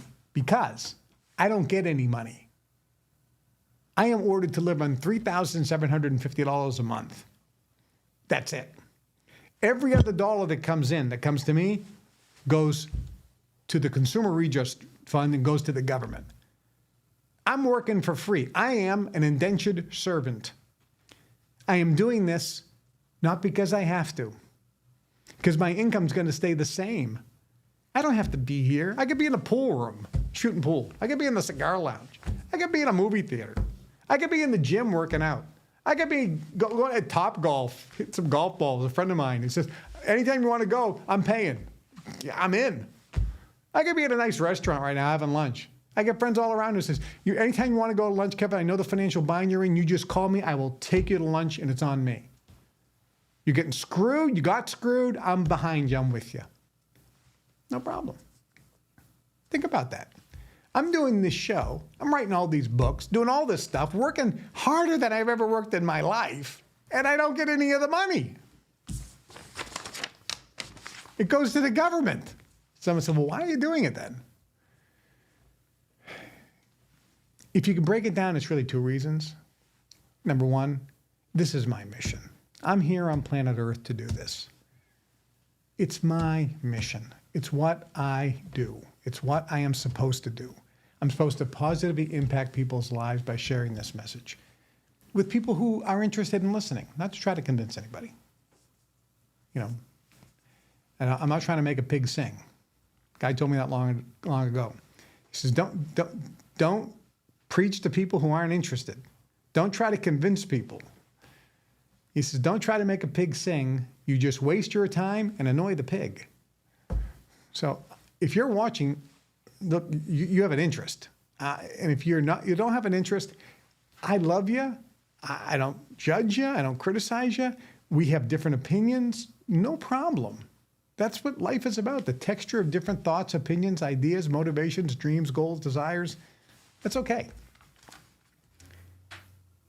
But clearly, based on the millions over the years of comments that I've gotten from people around the world that have read my books, whether it was Mega Memory. Remember this one here? Do you remember this one? This was the first one. Mega Memory. 1989, I came out with the Mega Memory Home Study Course.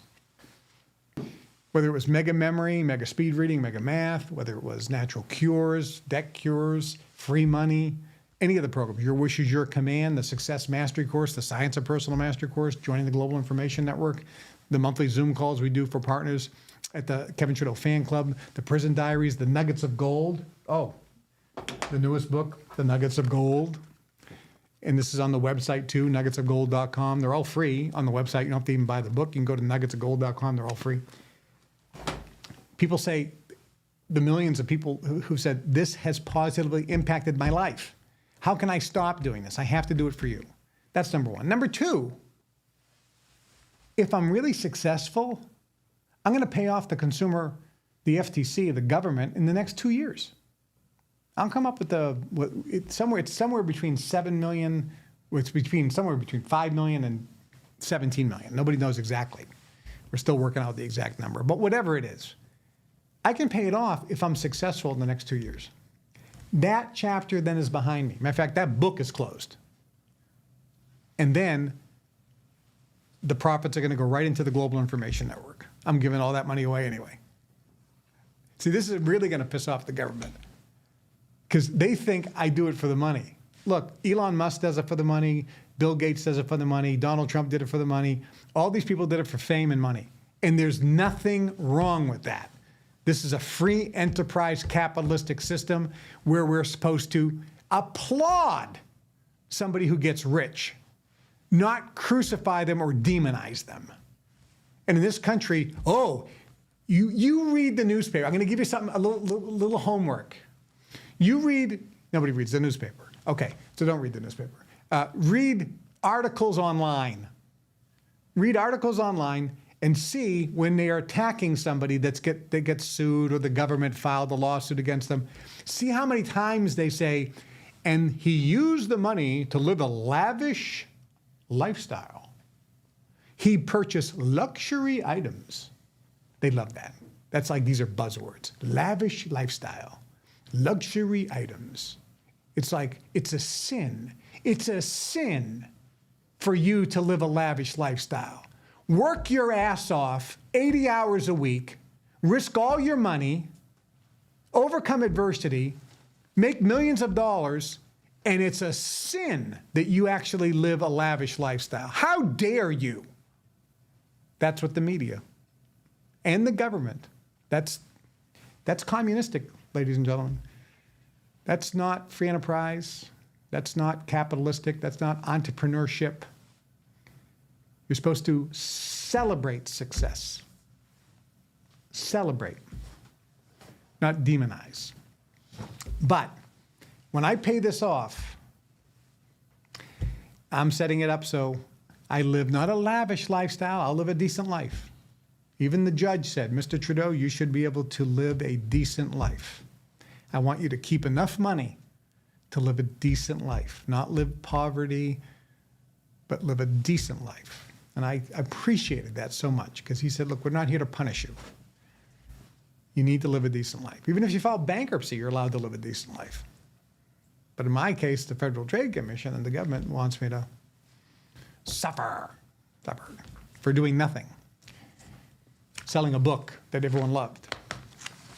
And remember, in my case, people paid $29 and they got 3 books. They got The Weight Loss Cure They Don't Want You to Know About. They got Natural Cures, that hardcover edition, and More Natural Cures Revealed. They got $90 worth of hardcover, #1 New York Times bestselling books for $29. If they wanted a refund, they could keep the books, and I'd still send them a refund. Less than 5% asked for a refund. Are you kidding me? Anyway, so watch the History Channel. Food that built America, toys that built America, and then the men who built America. Sorry, ladies, back in the day, it was mostly men. So the name of the series is Men Who Built America. But we all know that there are plenty of women who also had major impacts in not just American success story and industry, but also around the world. But this one picks on Andrew Carnegie, J.P. Morgan, the Vanderbilts, Henry Ford, those particular guys who were the titans of industry at the time, John D. Rockefeller. But if you watch those series, you will be inspired. You will be motivated. You will learn to have a dream. Focus on your dream. Never give up on your dream. Never get up on your dream. Never quit. Never quit. Never quit. Never quit. Never quit. If you get knocked down, get up. When you get knocked down again, get up. And you get knocked down again, get up. And you face adversity, you plow through it, you face it head on, and you overcome that adversity. You learn from your mistakes. You take responsibility for what you did. You don't point the finger. And there's a lot of guys on TV right now that they're always pointing the finger, It's a witch hunt. This is politically motivated. And they're just pointing the finger without taking any responsibility for any of their own actions. Hey, look, maybe there is a little bit of witch hunt there. Maybe there is a little bit of, politicizing of the prosecution. I could certainly say that as well. Take responsibility for my actions. I learn from my mistakes. I go back and say, look, every time you point your finger at somebody, there's 3 fingers pointed directly at you. So I could say, politically motivated. And I know mine was. It came from a certain political family to come after me. And that's fully documented from my side. I've seen that. I know that. So I could certainly say that. But then at the same time, I have to ask myself, but what did I do? What did I do that I maybe should have done different? And I take responsibility for those things and go, okay, I know. Maybe if I were to do it again, okay, I had to learn my lessons. I had to go through that adversity. No regrets, you move forward. You learn, better person today than before. So I would watch those 3 things. I just want to give you a couple little tidbits here. We're getting close to our time allotment for the first show. It's got a lot to talk about. But there was a little a clip that somebody sent me. It says, people who found success despite failures. Yeah. People who got this sent to me. And this is beautiful. And it says here, J.K. Rowling. Anybody know J.K. Rowling? Anybody here know J.K. Rowling? Thank God. Some of you. Brian's over here doesn't have no clue. All right, so J.K. Rowling is one of the most successful authors in the history of mankind. Am I using a little hyperbole there? She authored the Harry Potter books. I think it's probably not hyperbole. I think she is probably one of the most successful authors of all time. So J.K. Rowling authored all the Harry Potter books, which means she made zillions of dollars from the Harry Potter movies too. J.K. Rowling was famously rejected by a mighty 12 publishers before Harry Potter and the Philosopher's Stone was accepted. 12 publishers turned her down, said it was a loser proposition. She never gave up.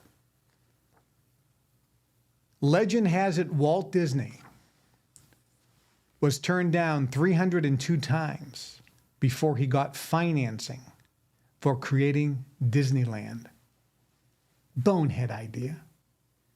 Disney, you're insane. Disneyland? No one's going to come to Disneyland. 302 rejections to try to get financing. But Disney had a dream. He had confidence in his dream. And he wasn't going to let anyone steal his dream. Albert Einstein didn't speak until he was 4 years old. Oh, he must be retarded. Oh, can we say retarded? Or is that like politically incorrect? He was mentally challenged. He didn't speak until he was 4 years old. He didn't read until he was 7. So he was definitely retarded. I'm sorry, mentally challenged. Yet he went on to win the Nobel Prize and became the face of modern physics. Think about it. Don't let anyone tell you you're dumb. You're not dumb. You may not have a high IQ. You may not have a lot of education. But you're a bright light. You're an extension and expression of God's love. Just as God is love, so are you. You are pure light and love. Look within. You got what it takes. And you're perfect just the way you are. Oh, here's a loser. Vincent van Gogh only sold one painting in his lifetime to a friend. What a loser. I want to be a painter. Anybody want to buy? No. His friend says, all right, I'll buy one of your paintings. Despite that, he kept painting. Despite the failure, he kept doing his passion and painting. And he finished over 800 pieces. His most expensive painting today is valued at $142 million. Think about it. Thomas Edison. And in today's world, people don't even know who Thomas Edison is. Oh, he invented the light bulb. He invented more, I think, inventions than anybody else in history. The phonograph, the telegraph. I mean, this guy invented everything. I mean, if you look at all the things we're using today, maybe not because of computers, but up until before the computer age, it's like Thomas Edison dominated. General Electric was originally called Edison General Electric. He started that company, electricity. Thomas Edison said this, and this is a quote: "If I find 10,000 ways something won't work, I haven't failed. I am not discouraged because every wrong attempt discarded is another step forward." Think about this. You can overcome adversity. And that's really the magic. All right, so I got stuff here I didn't have a chance to talk about, but I do want to talk about this. A couple other things in our show. We are going to have a recommended book. And I'm going to do some movie reviews. I might even do some frozen pizza reviews or some food reviews too. That way I can eat on the show. Yeah, I'm going to do something like that. But definitely we're going to have a book review every once in a while, as well as an old movie, like from the 70s, 60s, 50s, 40s. An old movie review that you haven't seen, and a new movie review. And I'm going to give you the two of those real quick today. But here's my recommended book of the week, which is Dale Carnegie, How to Win Friends and Influence People. If you have not read this book and you want to become successful in life, if you want a better marriage, if you want a better relationship with your children, if you want to have more friends, if you want to win friends and be able to influence people, then read the book. If you want to get a promotion in your job, read the book. If you want people to like you, read the book. So I'm going to help you. I'm going to read a couple things to you very quickly. So here's some of it. If you and I want to stir up resentment tomorrow that may rankle across the decades and endure until death, just let us indulge in a little stinging criticism, no matter how certain we are that it's justified. How many of you criticize people or things? How many of you watch YouTube shows or podcasts and all they do is criticize everybody? I was watching one guy going, evil, evil Google, evil Google, evil Google. They're greedy. Google's bad. And I'm like going, you're on YouTube. They're owned by Google. If Google is such a horrible, disgusting company, then why are you on their platform? And if they didn't exist, you wouldn't have a platform, sir. It's called being a hypocrite. Stop criticizing. Kevin, you just criticized that guy. Oh, bad. You're right. Okay. When dealing with people, let us remember we are not dealing with creatures of logic. We are dealing with creatures of emotion, creatures bristling with prejudices, and motivated by pride and vanity. Did you learn something? By the way, these are my little bookmarks. I am making a difference. I am an eagle. I never forget that to be genuinely interested in other people is a most important quality for all people to possess. Being genuinely interested in other people. There's a whole chapter on that. The chapter is called 6 Ways to Make People Like You. If you want others to like you, if you want to develop real friendships, if you want to help others at the same time as you help yourself, keep this principle in mind.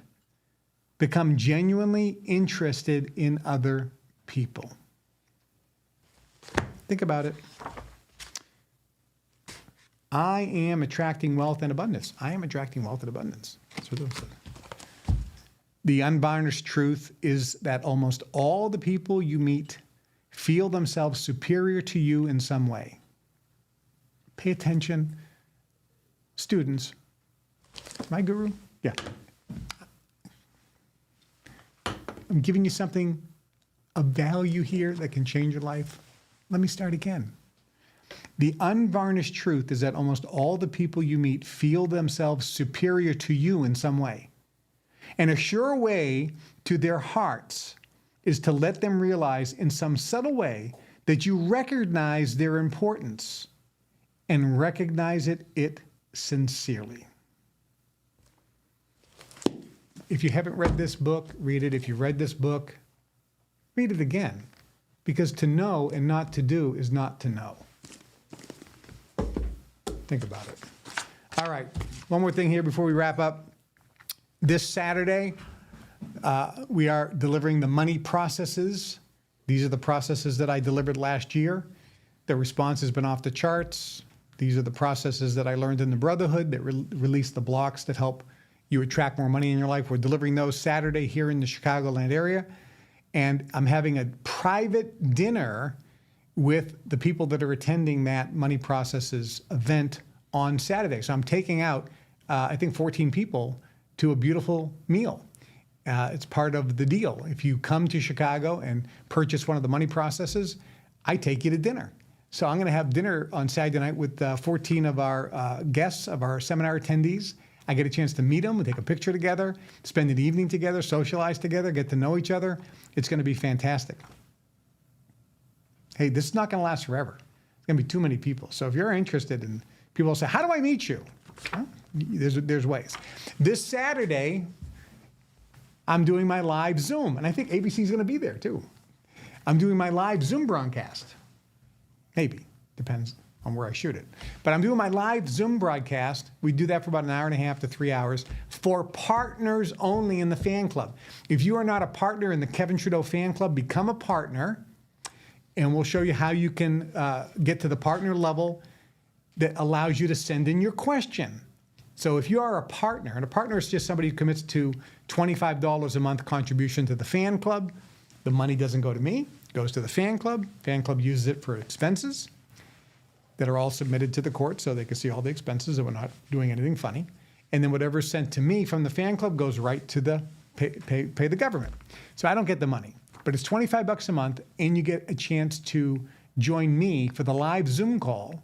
And if you can't make it live, we record it and it's in the partner area of the fan club website. So you can go back. Once you sign up to become a partner, you get access to all of these. And this is where I answer all of your questions. I answer them. So people send in a question and I give these amazing, people are flipping out. They're like, it's like I have a personal one-on-one session with Kevin where I can pick his brain because I'm a guru. And I'm a former insider. And some people pick my brain because I am the infomercial kid. So that's coming up on Saturday. So if you join today, you'll be able to join me on Saturday. And again, look at all the past ones as well. Become a partner.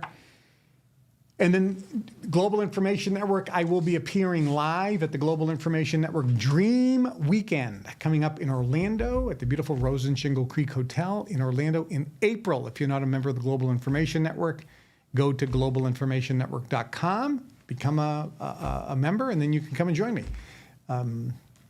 We even give you a free cruise, by the way. If you become a full member in the Global Information Network, I give you a free 5-day cruise. I mean, it's crazy. We took over an entire cruise ship called the Norwegian Cruise Line Pearl. We did this twice before. So we just charted it. We signed a contract. We own the entire ship for the whole week. So there'll be 2,500 people on that ship. All of them will be Global Information Network members. And when you sign up as a member, become a full member, you get to go absolutely free, all expense paid, except your travel. You have to get to Miami on your own. But once you get on the ship, unless you want to get a massage or something, all the food is paid for, all the shows are paid for, everything is paid for.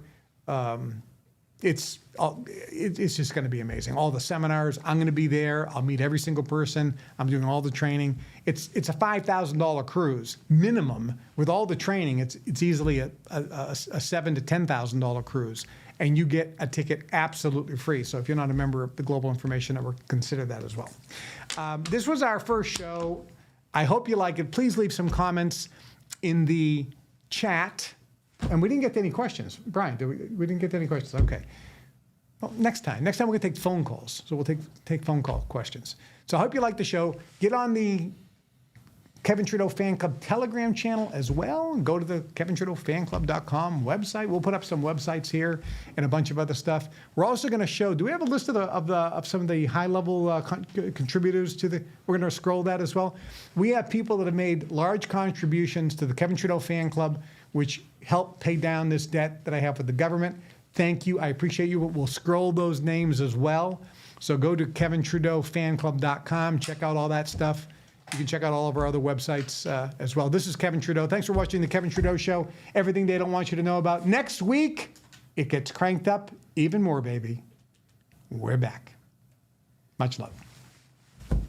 Paul, thank you very much for joining us. Why do IRS agents, why do they have to have guns when they come to your office? I guess it's because they're afraid people will be angry enough. About ways to cure and prevent disease without drugs and surgery, and that is a criminal offense in America. You know doctors right now that are in jail because they cured people without drugs and surgery. You can't handle the truth. Maybe you should just stick to that blockbuster lineup of Mr. Fix-It. I'm getting ready to hang Things this. your listeners care about are red versus blue, right versus left, and elephants versus donkeys.